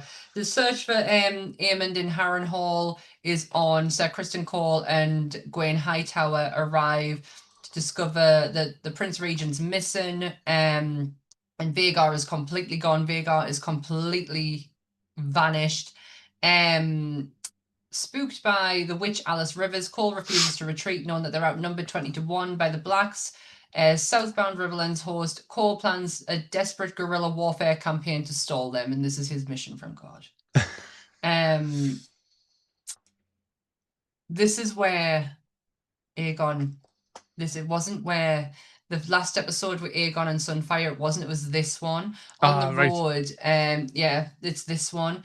They locate it's like a traveling circus kind of thing, and they're using Sunfire as a. It's like, if you want to touch the dragon, it's a gold piece. Yeah. Fuck off. And yeah, that's when he sees Sunfire and he's like, you're not dead. It's like, wake up, Jack, wake up. And that's the episode. That's episode 4. Episode 5. Oh my god! Now this one is called either Unbound and Unbent or Feast of Traitors.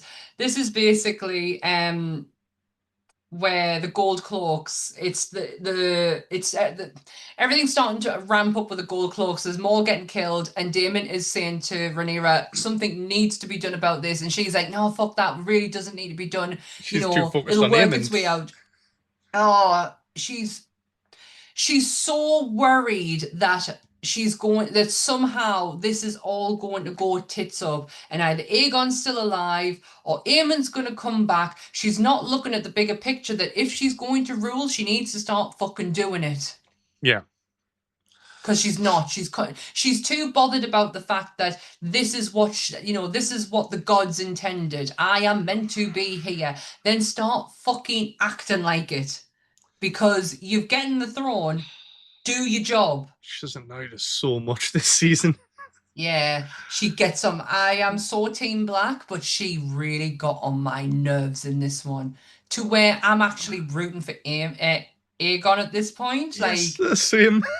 I've switched to Team Green now.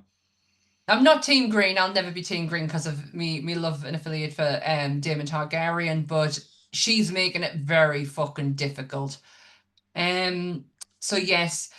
Aemond Hightower is got spies within the capital in order to is been murdering these gold cloaks.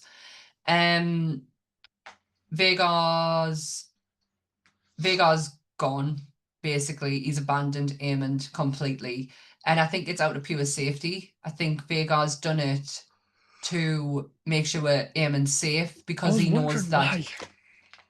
It's because Vhagar will know that they'll be looking for him, and if they can look for him all the light, because he is technically keeping his keeper safe by him disappearing, because that's who they're going to look for, because he's the biggest one, isn't he? Yeah, like how can you not spot a 200-foot dragon? Big, massive fucking dragon.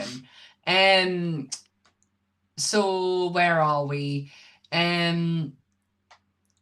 We've got this is when Larys basically gives Aegon the harsh reality check of, you're a terrible king, but worse than that, you are a terrible man. Yeah. Because he's bitching and moaning about his brother and blaming him for his injuries, and Larys is like, you've got no one to blame but yourself. Yeah, this was a bit of a turning point for me for Larys as well. Like from that point, it was like, this guy's actually, foot thing aside, Larys Tarantino, just he was shit. Like he didn't really do anything as a character before this, but just telling Aegon he's a dick kind of just spun it. I always saw him as a cross between Varys and Littlefinger, but not executing it the same way they were, until he is with Aegon, and it's like, oh, okay. I think he's going to play a huge part in Aegon's next move. But yeah, he gives Aegon he just lays the smackdown on him basically. Which he kind of gets a pet lip on about him. Like, am I really that bad? Am I really that bad? Gives him the kick up the arse he needs though. Yeah. Also in Tumbleton, Lord Ormond gives Prince Daeron Westerosian history by telling him all about Maria Martell, who is the Yellow Toad of Dawn. So when the Conqueror decided to take the Seven Kingdoms, Dawn did not yield. And Maria Martell, who was, she was a large lady who was bedridden, but basically would not bend the knee. And this is why the Dornish and the rest of the world basically were fighting, is because, and she would not yield until even in death, the woman would not fucking yield at all. I hated that part of the book where she just kept running away and hiding somewhere and then coming back when everyone had gone. And then she dies of old age. And it's like, she dies of old age, and she used guerrilla. He says that she used guerrilla strategy to successfully break Aegon the Conqueror's forces, which she kind of did. However, they kind of bend the knee anyway later on, so it means nothing. Absolutely nothing. We've got Criston Cole, or Crispy Cole's suicide campaign. Him and Gwen Hightower lead a brutal guerrilla campaign against Lord Roderick's Winter Wolves and Oscar Tully's host, executing Green soldiers. So executed Green soldiers dropped dead on the march, and moral Oh, yeah, the people they were just playing that's dead, right. weren't they? No, that's what the wolves do. So yeah, that's right. So executed Green soldiers were just dropping down dead. Like Kristen Cole's host, whoever he's got with them, they are not surviving this very well. And this whole campaign that he's got going at the moment, but he does get an attack on the wolves, who then do retaliate in the best fashion later on. But that is when Gwen Hightower's like, I am done. I am going home. This is you're just looking to die basically at this point. So yeah. Where are we? Where are we? We've got the Feast for Traitors. Oh, this was grim as fuck. This was grim as fuck. So in King's Landing, Alicent and Helena attempt to flee again through a dark secret tunnel, when they're actually trapped in the walls. So it doesn't go according to plan. And at the same time, while they're trying to get out, Daemon is tracking down his gold cloaks in Flea Bottom to discover the table, which looks like oh god, it looks something religious. Like it looks like the Last Supper, where Ormond Hightower's spies have basically taken the eyes of his gold cloaks and dismembered them and painted in blood across while all sitting at a table, painted in blood, a feast for traitors, and Daemon is fucking horrified. I don't really think this went anywhere though. No, it didn't. Like who's really been killing them? And it's just like, oh, there's lots of people been killing them. But it's like, yeah, how Daemon found one of them. But Daemon found one of them, and then that's the last we hear of it, and that's what happens in episode 6, the Faceless Men. This happens to be my favorite opening of the entire series, because this is where Crispy Cole meets his end. Oh. And it was a joyous, momentous occasion. The episode actually opens where Crispy Cole thinks he's stumbled upon gold when he sees the Winter Wolves dead on the ground. And in actual fact, they're not. They're just plain dead. Total ambush. Cole realizes that his men are completely outnumbered, outmatched, and decides to offer a duel. Him against Oscar and Roddy. When Alicent Blackwood's like, nah, fuck this. Black Aly just literally pierces him twice in the chest and then once in the face for good measure. Oh, what a moment. What a way to start an episode. Bye-bye, Crispy Cole. I was disappointed by this. I wanted him to go out in a much higher fashion. How he goes out in the books. It's how he goes out in the book. But do you know what? Controversial, but I liked Kristen Cole. No. I think my reasoning is because maybe he's the actor. I love the guy behind the scenes. I really did like the actor. He seems like such a fun guy as well. Have you seen the? I might have mentioned this last time we did a House of the Dragon podcast. Have you seen the video of him and Elliot Tittenser dancing over Aegon while he's asleep? Like doing yes. Oh, he does come across as a really, really nice man. It's just his and do you know what? This is what I've said before, is that I'll start appreciating these actors because he did his job. I fucking hated him. I absolutely hated him, and I meant to hate him because he's not a nice person. He got completely and utterly shafted by Rhaenyra to when he's like, well, I'm gonna go with Alicent now. Man, fuck you. To then, he's a big fucking baby. Speaking of, we had a discussion about this. I think, was this when we went to see Spider-Man? Spider-Man. Spider-Man. The handkerchief. Is this when we were talking about that? Yes, and I had to. No, I don't either. And I asked Kelly, and she never got back to us. So he has a handkerchief that when he ties to his sword, And if you look at it the first time, it looks like it's got embroidered on it an R.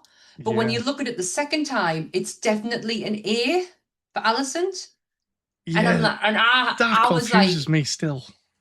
because I says to you, because you say, oh, it's an A, and I went, but I'm sure I saw an R at the Yeah, beginning. same. But it's definitely an A on the second time you see it. Is it just his mind, like thinking of Rhaenyra? Was he actually in love with Rhaenyra the whole time, and just I think he wounded? was. Yeah, I think he was. I think whatever he did was just out of pure spiteful, throwing me dolls at me prom.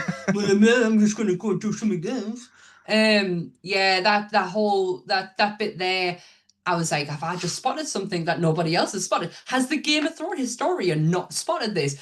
She didn't. She never got back to us to confirm or deny if I was right or wrong. So we'll never know. I could just be full of shit. But yes, that was that one. Where are we? So Crispy Cole is dead. Huzzah. Helena and Alicent to take him back.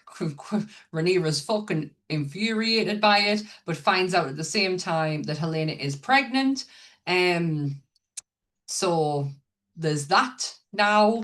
She's got another fucking one who could potentially take a throne, and it's not even born yet. We've got Team Green, where are we? Where are we? Oh yeah, she knows that Aemon's currently separated from Vhagar, and she orders Alicent to travel to Harrenhal, basically to kill her own son, and she agrees.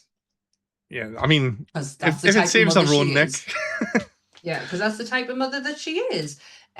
We've got Harrenhal, we've got Aemond remains. Just me notes here say Aemond, one eye remains at the ruined fortress under the care of the witch Alice Rivers. Aemond's basically having the same kind of experience that Daemon had. Yeah, the nightmares, the visions. He also, this is where a stable boy, or the stable boy recognizes the prince and he gets killed for his troubles. But also this is where Alice Rivers brings in 5 warm dragon eggs, all laid by Dreamfire, who is Helena's dragon. Yeah. Am I right in saying that? Am I right that yeah, Dreamfire is 5? Helena's dragon. What happened to the other 2? Well, isn't that such a question? Because them eggs are Daenerys's later on. 3 of them are anyway, because when she's given them at how they end up in Pentos, I have no idea, because that's where she has them without wedding to Khal Drogo. She's given them as a present. Then she walks into the pyre when Drogo is being, burned, and that's when the dragons are reborn again. But there was 5. Where are the other 2? It better explain Where are the other 2? Because if it doesn't explain it, this is just going back to like a season 8 type thing where it's like as if Benioff and Weiss or whatever they're called just went, we need 3 dragon eggs. 3 dragon eggs. Let's make it 5 and never explain why there's 5. We don't mention their names. We just call them D&D. Because them 2 are the most despicable human beings in the world to me. And I am not getting into another rant. Poor Dan gets it every time we talk about Game of Thrones. I just end up ripping into these 2 men. I hope not as well. I hope there's some explanation. I just feel like if you're going to put some detail in like that, you're going to have to follow it up later. I mean, I think, but if anything, I think they'll probably hatch. Like 2 of them will hatch and then 3 will just stay like, just dead eggs basically until then. Eggs. Because there's still going to be dragons for a while, because we get told that the dragons kept coming until they were like the size of a football or something. They were just they ended up being the size of like puppies in the end. There was nothing to them, but the magic in King's Landing was just, I always remember when I first got into Game of Thrones, when I learned about Daenerys and her dragons, is that the reason that they came about was because magic was starting to come back. That makes sense why there's not really any like wizardy people in Game of Thrones actually, or witches. Well, there's a 3-eyed raven, but he's and the children of the forest and that, but they're all kind of like hidden in the deep depths of nowhere, to where nobody they're not really mentioned. I think magic But still exists beyond the wall, I would imagine, because mm, there's a lot of shit going on back there. The White well, that's Walkers, it. Children of the Forest, Three-Eyed Raven. Yeah, That's yeah, they're yeah. all there. But yeah, it's them because if I remember rightly, in series 1, you see the comment which she follows in series 2, and there's like that's the starting point of the magic coming back. Yeah. So yeah, we've got Gwen Hightower arrives back in Tumbleton to greet his uncle, brother, nephew. Don't know who Ormond is to him actually. And this is where Rhaenyra attempts to assassinate them, and this is where Gwen is like, "That is not the Baratheon host. Get him!"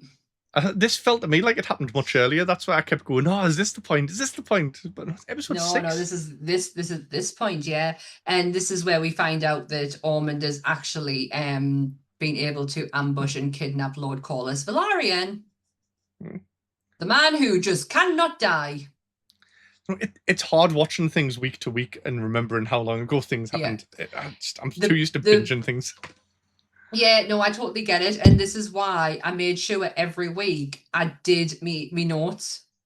I think I kept on top of them. No, yeah. not next year, the year after. No, not next year, the year after.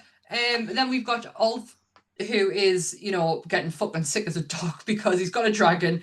No one's taking him seriously. Daemon's treating him like a bag of shit. And he's just fucking fed up. So Ulf's absolutely sick as a chip. You've got, it's Tyland Lannister. That's the Lannister who's with them. Right. Yeah, Tyland Lannister. So near Rook's Rest, Aegon, Larys Strong, and Tyland Lannister scramble to decide their next move, with Larys attempting to convince the injured king to flee across the narrow sea to Essos. And then we move into episode 7, A Dragon in Winter. Dragon in Winter. Yeah. Why is it called that? It opens with, I don't know. It opens with Helaena Targaryen experiences a string of terrifying prophesized dreams. Her visions foreshadow dark times ahead, including the birth and intimate capture of her third child, Maelor, by the Queen's Guard, riding Dreamfire to burn an angry mob at Dragon Pit, and the cold winds of White Walkers sweeping over Westeros. Why did I miss this? What? I can't remember this. I don't remember anything about White Walkers. I've seen her on Dreamfire in a dream sequence, but I have only seen that on TikTok. Yeah, I don't remember this. I have not seen this. I'm gonna go and have a look when I'm finish this, mind. I'm not happy about that. I remember her giving birth, but I don't remember her dreaming and stuff. Over the white. Well, I know that she's walking out into a courtyard that is full of snow. Unless that's just it, and it's just hinting at. No, I have no idea. When she awakes, she starts to then become incredibly paranoid. And this is where Rhaenyra basically is. Alicent let it slip that Helaena is a dreamer. Yeah. A dragon dreamer, and there's only ever been one known dragon dreamer, and that was the one who predicted the fall of the doom. The doom in Valyria. So Helaena is a very special Targaryen. And Rhaenyra knows that she probably knows a lot more than what she's letting out. However, Helaena her visions because nobody gets her and nobody's like her visions have probably scrambled her brain, and she probably doesn't make sense half the time. I mean, remember what she was like in the first series and the second series, but we weren't paying attention to her properly. No. But she was telling you everything that was going to happen before it happened. So Rhaenyra's trying to get out of her basically what she knows, and she starts to she scares Helaena a bit because she puts her hands on her as well. Even though she keeps trying to soften the blow by calling her sister, she is scaring the girl. Yeah. But Helaena has basically gone on a hunger strike as well, which will play into the next episode. I'm trying not to get ahead of myself. So yeah, so this is where also Rhaenyra Oh discovers that no. it was Rhaena who was the one who was the this scene made me This so this was the uncomfortable for so saddest many part reasons. in all This of was Game of all, Thrones. yeah, in the entirety of Game of Thrones, House of the Dragon, Night of the Seven Kingdoms, this part right here broke me into a million pieces. Rhaenyra finds out that it is Rhaena who was on Sheepstealer, and we have our first ever Dragonoff.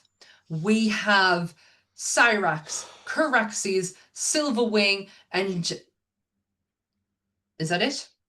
Yeah. Yeah. And then we have Sheepstealer.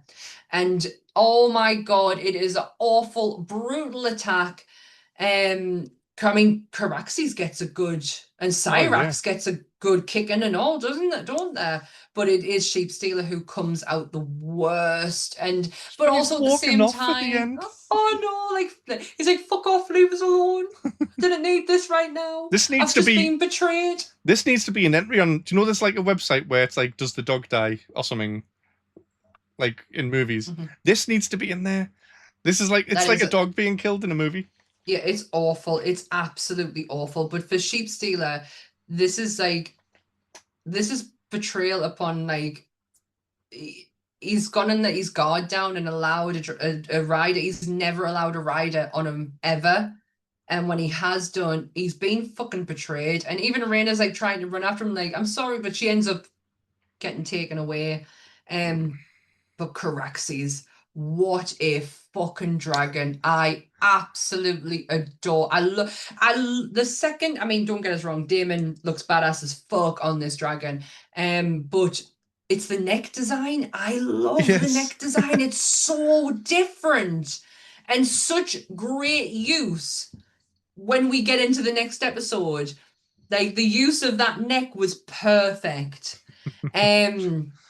But yes, Caraxes is an amazing. I love the fact that we get to see Caraxes have a bit of a personality as well. Like it was Caraxes who was like, I can smell your daughter. Like we're going over here, Dad. We're doing it. Like even Daemon getting then, knocked off the dragon, off Caraxes, and Caraxes is just like, hey, all right, mate. Yes. Oh no, and at the end of that fight, he's like, he nuzzles up to him and everything, and I'm like, oh, I just want to squeeze you, even though you're not real. It was a heartbreaking scene. The noises in that scene was absolutely devastating. But Rhaenyra is obviously furious with Daemon for trying to cover it up, but she kind of sees why. Like, it's his daughter at the end of the day. Like, he was put between a very, very fucking hard place. Yeah. He had to. He had to. We're back in Tumbleton with Ormond Hightower, who basically interrogates Lord Corlys and cuts his finger off. Just kill him. Just kill him. Just end it. Put him out of his misery. How many times has this man nearly died? Too many. He's got to die at some point. Yeah. So yeah, Alan gets one of his fingers. Ormond then approaches. This was Ormond's downfall. This is the fact that he goes to Ulf the White and says, I need your help, basically. And like, I don't blame Ulf for playing for both sides or whatever, because I knew Ulf turned court, and it was obvious it was going to happen. The treatment that he was getting from Daemon, it was fairly obvious. But he wasn't the only one in the book who turns court on Rhaenyra. Is Hugh? Hugh's going to as well. You can see it at the end. No, he's already meant to have done it. It's actually, it's at the end. What Ulf ends up doing is actually him and Hugh doing it. Right. Well, I like that they've done it this way then, rather than me just too. Him being like, oh yes, I'll follow you, Ulf. Because so Ulf's why would he? He's just the pub guy. That's it. Yeah, he's not a leader. He's an absolute pisshead who got a dragon and thought he was something. So this is Ormond's downfall, basically, is promising Ulf everything he wanted if he turns against Rhaenyra, and Ulf does. And he's like, they will laugh at me no more. No, they will burn. Fuck off, Ulf. Fuck right the way off. We're at Rook's Rest. King Aegon II and Larys Strong and Tywin Lannister are hunted by Lord Mooton's forces. Refusing to flee to Essos like a coward, Aegon prepares for a suicide mission to die like a king. And oh my god, did I love this moment where he's like, "No, you told us, oh shit, I'm not gonna everything. You told us that I'm a dickhead. I'm gonna prove you wrong. I'm gonna stand up. I'm gonna die like a man. I'm gonna, and then all of a sudden, Sunfire comes out of the darkness and everyone runs away, and Aegon still doesn't realize. He's just like, haha, no, yes, he's like, me. he says, I got you, and then he gives a hell of a speech, though. Mm-hmm. He really, really does. And I think this is the moment where I was like, I think I'm Team Aegon now. Oh my god, I can't believe I'm changing. But it's the actor, though. The actor is just... He's played this so well. He's played the smarmy prince. He's played the cocky king. He's played the down and out. Now he's like, fuck this. I'm gonna fucking live up to my name. I'm the name of the conqueror, for fuck's sake. Yeah, Sunfire's alive, and it was fucking joyous that the derpy little thing come out of nowhere. And I love the fact that Orna and Dragon now look exactly like each other. And did you notice that Aegon is burnt on one side, Sunfire is burnt on the other? Oh no. So it's like they match. Is this meant to be just like, do you know, when people are like, oh, dogs look like their owners? Is that where George R. R. Martin's gotten this from? Potentially, but what a fucking moment when he finally gets to say Dracarys. Yeah. That was brilliant. It was such a beautiful moment, which leads us lovely into the last episode, which will be very fresh in our brains because it literally only just happened. This is the treason at Tumbleton, and fuck me, does this just kick off instantly? I have never felt so. I think I stood up about 5 times in this episode. I felt the immense pressure from the minute it started. I think I texted you and said, I don't feel good. I don't like how this is just going. Shouting, going, Lee! I just needed some. I don't think Lee realized. I think you should have realized from season 2 that you need to be on the same level as us, or I'm not going to be okay. But I was just getting these messages, and it's like, Lee, like, look what's happening. I'm like, I'm 5 minutes in, Sammy, please. I know, and I was like, I turned around, I was like, oh, I'll leave you alone. And then 2 minutes later, I'm like, oh my God, will you hurry up? This was incredibly tense. So we'll get before we get into the big gutty gory bits, let's go to Harrenhal, where Aemond and Alice Rivers are, because Alice Rivers has been trying to get her fucking claws into him, and he finally like, yeah, why not? You're mine, I'm yours, kind of thing. The betrothed. But then all of a sudden, Sunfire appears out of nowhere, and at this point, Aegon doesn't know whether he's dreaming. Oh, that's right, because in the last episode, his mum tried to kill him. Oh yes, Sasha poisoned him, didn't she? Alicent arrives at Harrenhal, then tries to kill him. She tries to poison him, but Alice saves his life. And this is when he's like, basically, I've only got you, Alice, now. I don't have my mum anymore, kind of thing. And anyways, he sees Sunfire and he's like, oh my God, am I dreaming? Because at this point, Aemon has no idea what is real and what is not. Because he already had that really fucking weird fantasy about his mother, which ended up being Alice. His brain's like a fucking bag of mashed potato. That probably plays into why he's engaged to this lass as well. Like, they'll get married and it'll be like, do you remember that time you made yourself look like my mum? Do it again. Do it again. But yes, Aegon appears out of nowhere. And he's like, you can't be alive, you're dead. And then he just gives him a massive fucking slap across the face and delivers one of my favorite lines of this entire fucking series. I'm alive. I like that Aemon's kind of like went, "Oh, do you know what? Like, I'm in the wrong. If you want to kill us, kill us." Yeah. He's Like, like, no, he's brother. backing down. And he's realized that he just needs to serve the Yeah. realm, Oh, serve the and he king. told him the truth. He told him the truth. He was like, I thought I could do a better job than you, but I Yeah. needed you out of the picture. And I tried to kill you. It And if makes you wanted, and it clears up some stuff that I've like seen as spoilers as well about Mhm. Aegon has a statue built of Aemond. And Right. when I saw that, it was like, but why? You tried to kill him. But if Yeah. they've like met up again and made up, Yeah. because I just thought, oh, Aemon's just going to be at Harrenhal. Daemon's going to fly out when he finds out he's there, and they're going to have the Yeah. fight. Yeah. And That's how we thought it was going to end. That's it exactly was like, how so we why thought has he all built this a was going to statue of end. him?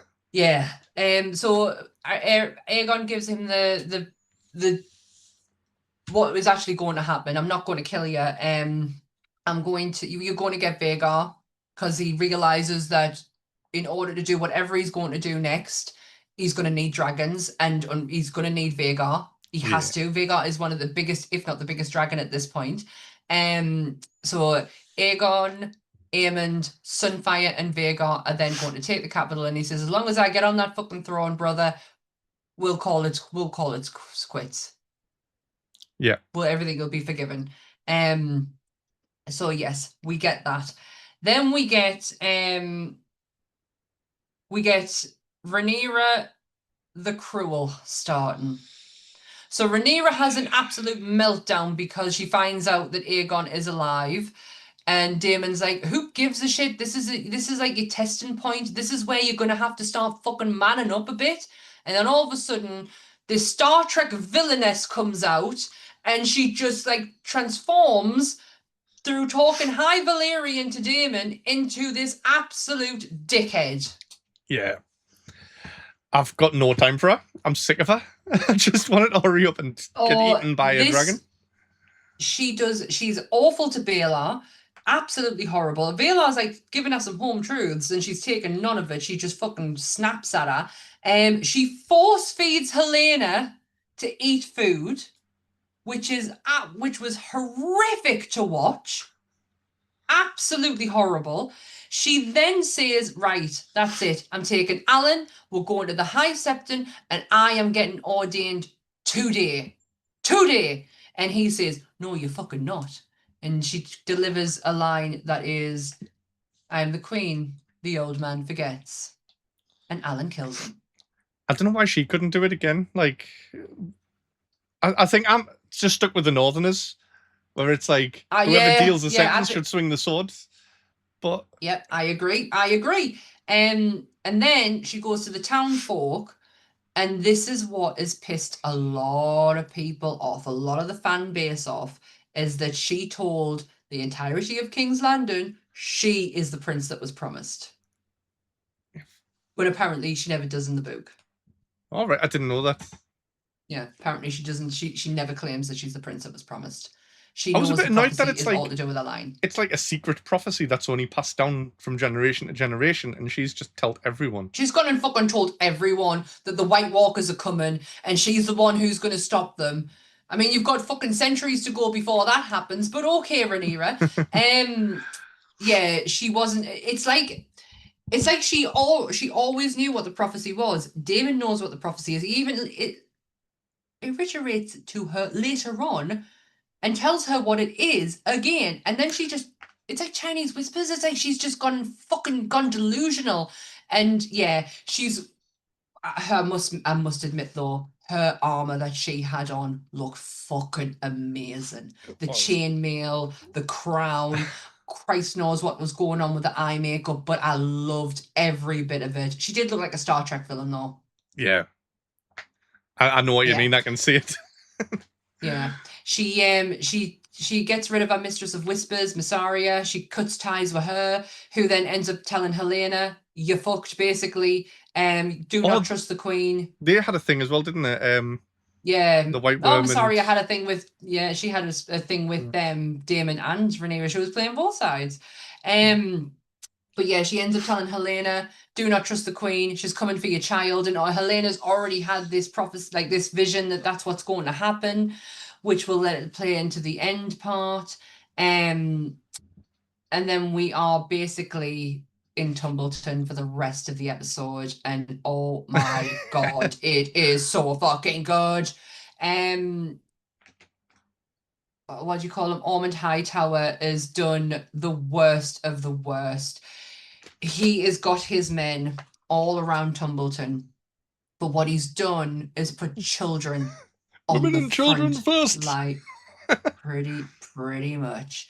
So we've got the Winter Wolves, the Riverlands, Daemon's men who are left have been told that basically children are going to be blocking the gate.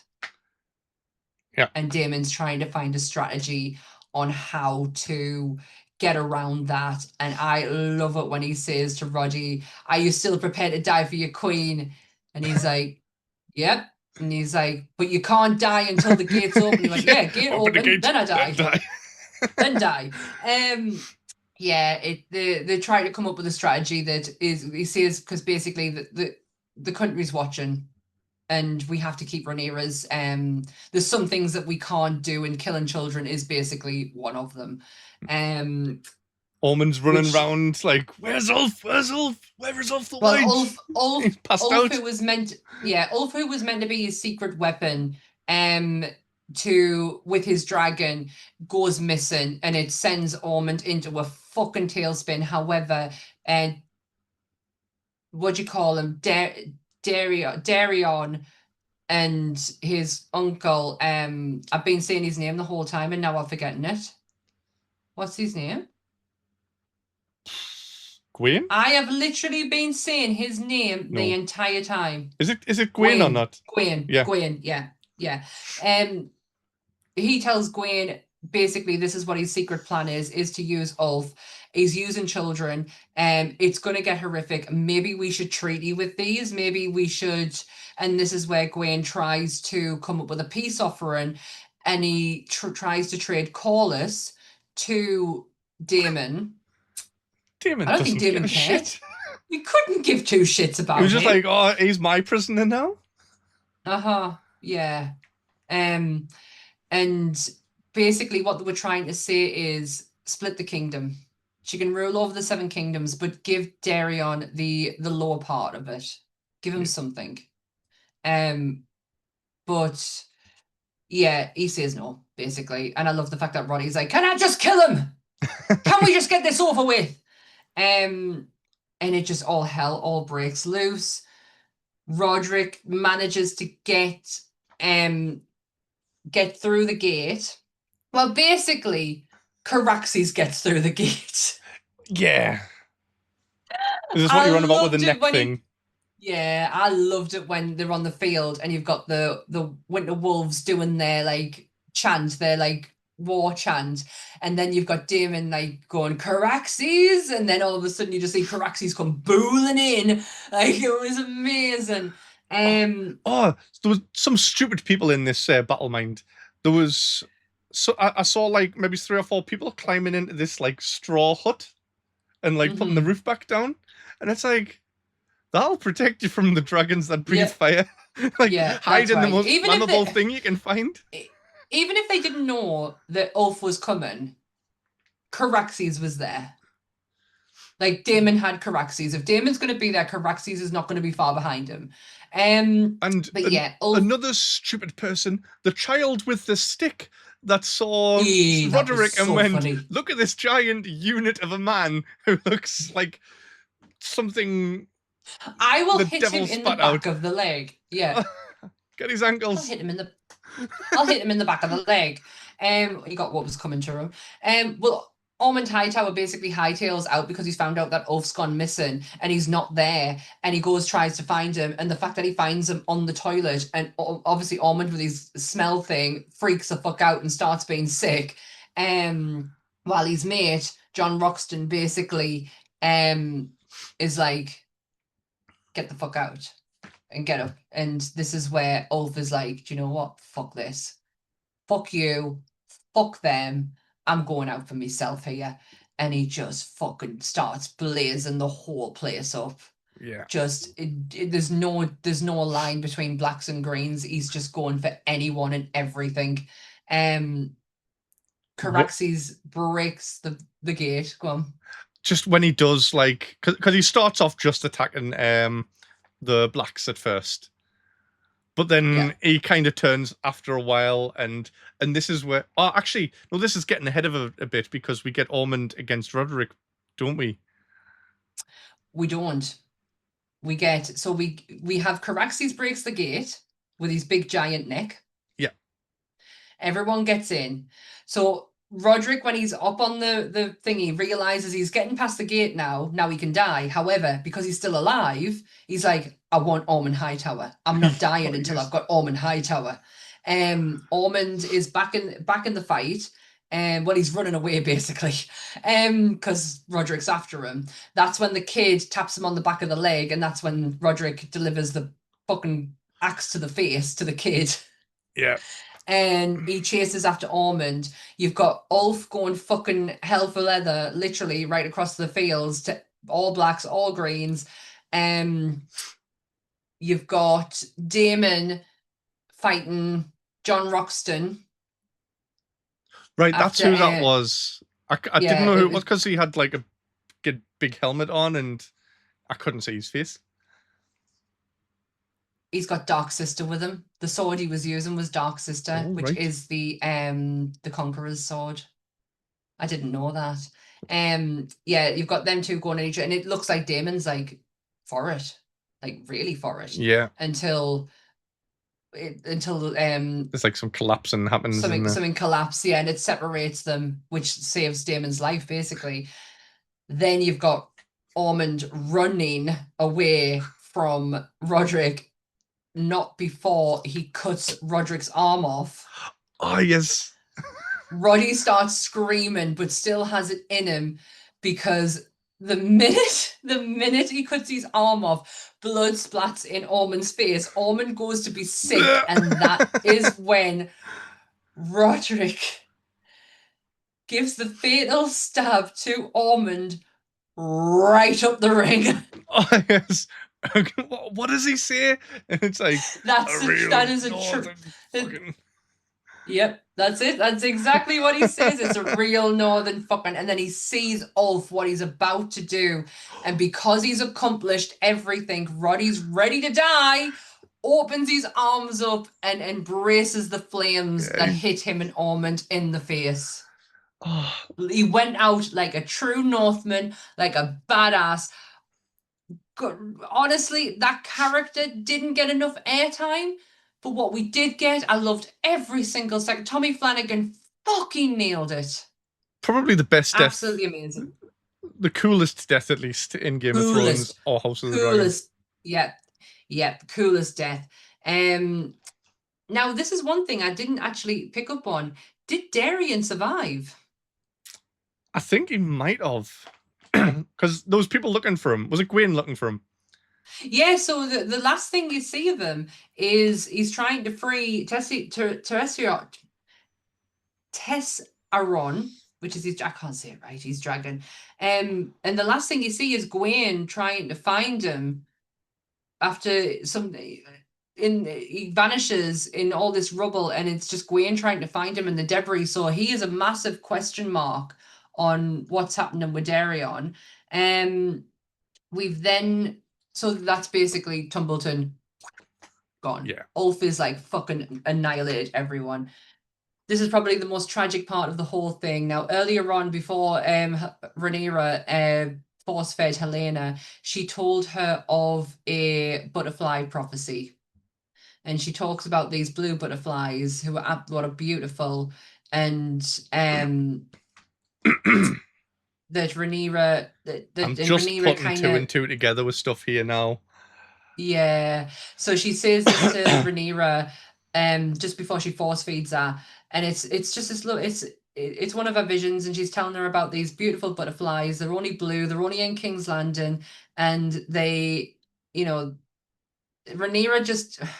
She like, it's like she's mocking her, and she's like, well, you'll have to show us them once once this is all you over. You don't like things like that. You only like ugly things. You're ugly. Yeah. Yes. So the one of Rhaenyra's maids goes to tell her that the worst has happened, that Helena has done a Tommen. Yeah. Well, actually, Tommen did a Helena because Helena did it first. But luckily, thankfully, we don't get to see it. I mean, we see the aftermath. I'm pleased about. We see the aftermath, but we do not see Helena take her own life by going out the window. When it showed her like going towards the window, and then it went to Rhaenyra walking through the like courtyard bit, I was certain that Helena was just gonna drop down in front of her. Yeah, in front of her. No, But- I did too, but yeah. thankfully she didn't. Until now, I'm only just realizing that when it goes to Alicent and there's the butterflies, I burst out crying. I didn't realize that until literally this second. Yeah, I burst out crying when so as soon as we find out that Helena is dead, we cut to Alicent, who is in a field on her way back, and who is literally swarmed with these blue butterflies. And it's obviously the release of Helena and her freedom, because she's clearly been troubled by her visions because she's had no one really to help her, and it potentially drove her a bit mad. Now she's free. She's completely and utterly free. But Rhaenyra discovers Helena's cross-stitched tapestry that she has been doing the entirety of this season, which basically has everything predicted on there. Yeah. Everything. It was there in front of her the entire time. And we just see Rhaenyra shut the window like nothing fucking happened. Oh yeah, that was the ending, wasn't it?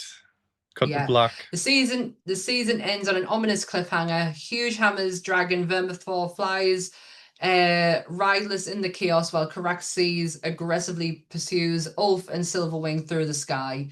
So that is where Tumbleton is left, and Rhaenyra literally closes the window. And Hugh finds Kat dead. Oh, in Tumbleton, Yeah. Which is going to be his spiral into fuck the system. Yeah, Anarchy. I've got to say, this has probably been my favorite season of its, of what we've had from House of the Dragon, because I feel a lot more has happened in this. However, I feel like it's a lot happened at the beginning, and then it like lulled, and then it picked back up again. Yeah. I've still got too much love for season 1. Like, if I think of House of the Dragon, I think of Daemon fighting against the Crab King guy, just running across the fields. And how amazing Paddy Constantine is in that series. Like, he is such a good Viserys Targaryen, because Viserys is such a kind king. And Paddy Constantine played it absolutely perfectly. I feel like for movement, for things to start happening, I'm glad. I liked where we were going in this. I love the fact that they've managed to turn me now into wanting to see Aegon kind of succeed. Yeah. Because I never thought I would ever say that. I always thought I was going to be Team Black. I'll be interested to see if Kelly's changed sides at all, because she's always been Team Black. And I know that Aegon's had a bit of an impact on her too. So yeah, I've really enjoyed this series. The fact that Crispy Cole is dead, brilliant. The fact that we got Roddy the Ruin, amazing. Rhaenyra, I see Emma Darcy has given a performance of a lifetime with Rhaenyra in this series. They have managed to break me in so many ways. And we have to appreciate the fact that we're starting to hate Rhaenyra is because Emma Darcy is doing their job to the fullest. I mean, there is, but I still can't appreciate the character. Like, Emma Darcy has been amazing. Yeah. Like, as you said, what a performance of a lifetime. But to play a character that you're making people hate, still not as good as Jack Gleeson. Yeah, nobody's going to top that little shitbag, because he was a shitbag from the very start. You knew exactly who he was. And you know what? He actually tells you what happens to Rhaenyra in the show. He's one of my favorite, possibly my favorite character in all of Game of Thrones. Joffrey. That's a really hard one. So I've always actually it's not. I'm Jaime Lannister. I love Jaime Lannister. I love Jaime Lannister's arc from start to finish, from absolute turd of a knight to having everything, including his hand, taken away from him, to being stripped down to the bare fucking bones, to then come back up again. The only disappointing part about Jaime is the end. The Brienne. The fact that that and he left I never saw them two as a romantic partnership. I saw them as a deep kindred friendship, brother sister. You know, I wanted nothing that's not more saying than much for them. Game of Thrones. I know, but I wanted nothing more for them to run off into the sunset, going on adventures and just living a fucking life. Nothing romantic about it whatsoever. But the fact that they did that, and then they took him away from her for him to run back to Cersei? No. No. That was my one disappointing part of my favorite character, Jaime. Tyrion is a close second. Tywin is a close third.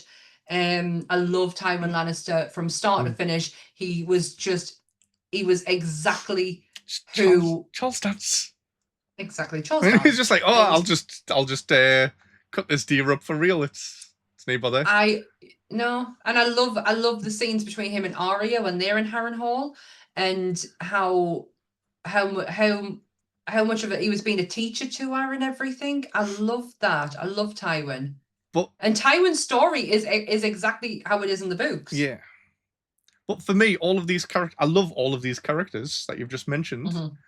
But there's scenes where it's just them just doing stuff, and it's like, yeah. When they're going to do the exciting stuff or have the like fun little quirks. But with Joffrey, every single scene is like, oh my god, what the fuck's he going to do? What's he going to do next? And it's so exciting. Ramsay was exactly the same. So unpredictable. Yeah. I do like my moments in movies, especially in the Marvel universe, where we do have mundane scenes, where we do have them just being very much day-to-day people. Yeah. When we come to this level of fantasy, I'm looking for movement. I'm looking for progression.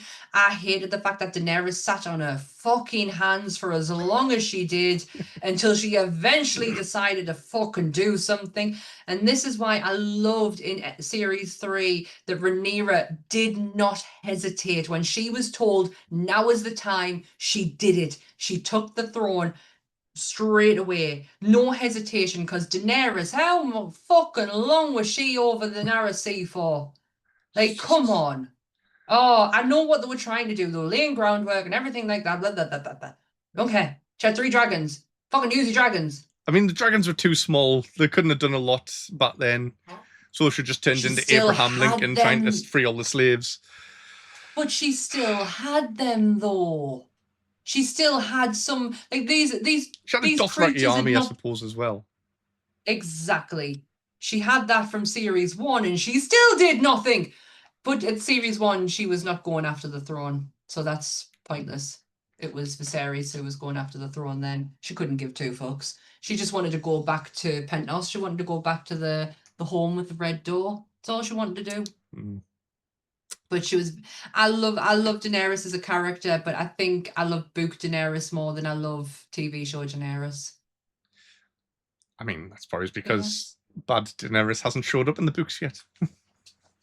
Yeah, and if we have no idea what's going to happen with the Winds of Winter.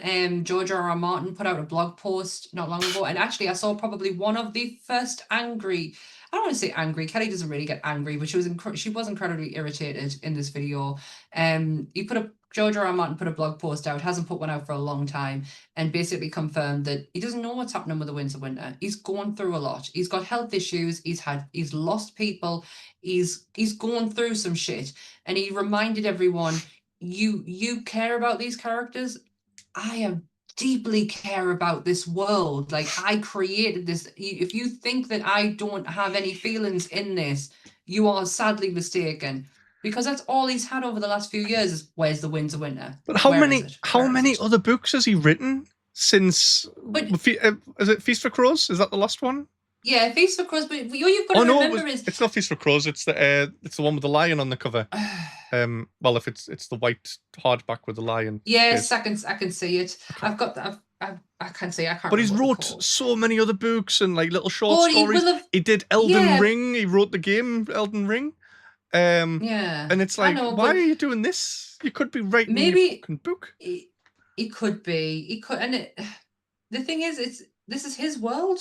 He created it, and if he wants to take his time or not finish it at all, it's entirely up to him. He doesn't owe anyone anything. And I think that's what Kelly was trying to get her point across, because she was absolutely sick of people who were going for him. Like, you have to remember there's an actual human being behind all of this. And he does deeply care about this. And he has think about what Series 8 could have potentially done for his creative pattern and what he was going with. Could have completely ruined him. See, I think completely ruined him. I've never held any stock in the fact that he could potentially finish it. Not just me, like loads of people believe that his real plans were everything that happened in season 8 is what happens in the books, and he's seen everyone's reaction and went, "Oh shit." Well, he always said from when this was, because when the D&D pitched the idea to HBO and then had to go and get George for the rights to it, George asked one question: who's Jon Snow's mother? Yeah. And they answered it, and that's when the theory came up. That's when, because I love the fan theory when it came out of the R+L=J, and I lost my shit when I was like, oh my god, Jon Snow's a fucking Targaryen. But also, he always said that the book will start with Bran, it will end with Bran. Bran was always going to be on the throne. It's just how they've gotten there. They had such a... They were able to... HBO offered them everything. Tell the story as it's meant to be told. You can have as many series, you can have as much money as you want, and because them motherfuckers were greedy and getting 2 better offers, they went, nah, fuck this, we'll just end it. And they did not take the time to really stretch Bran out. He should have... This whole Three-Eyed Raven should have been completely and utterly branched out, stretched out to where it actually made sense that he was sat on the Iron Throne in the end. I think he just came across too dull, like towards the end. Like, nothing against Oscar Isaac Hempstead. So, like, he was amazing for like the first 6 seasons or something. But then towards the, like, especially at the end, where it's like, oh, do you want to be king? Well, I didn't come here for nothing. And it's just like, he's got no emotion in his voice at that point. It's like, oh. What the fuck happened to him and Arya?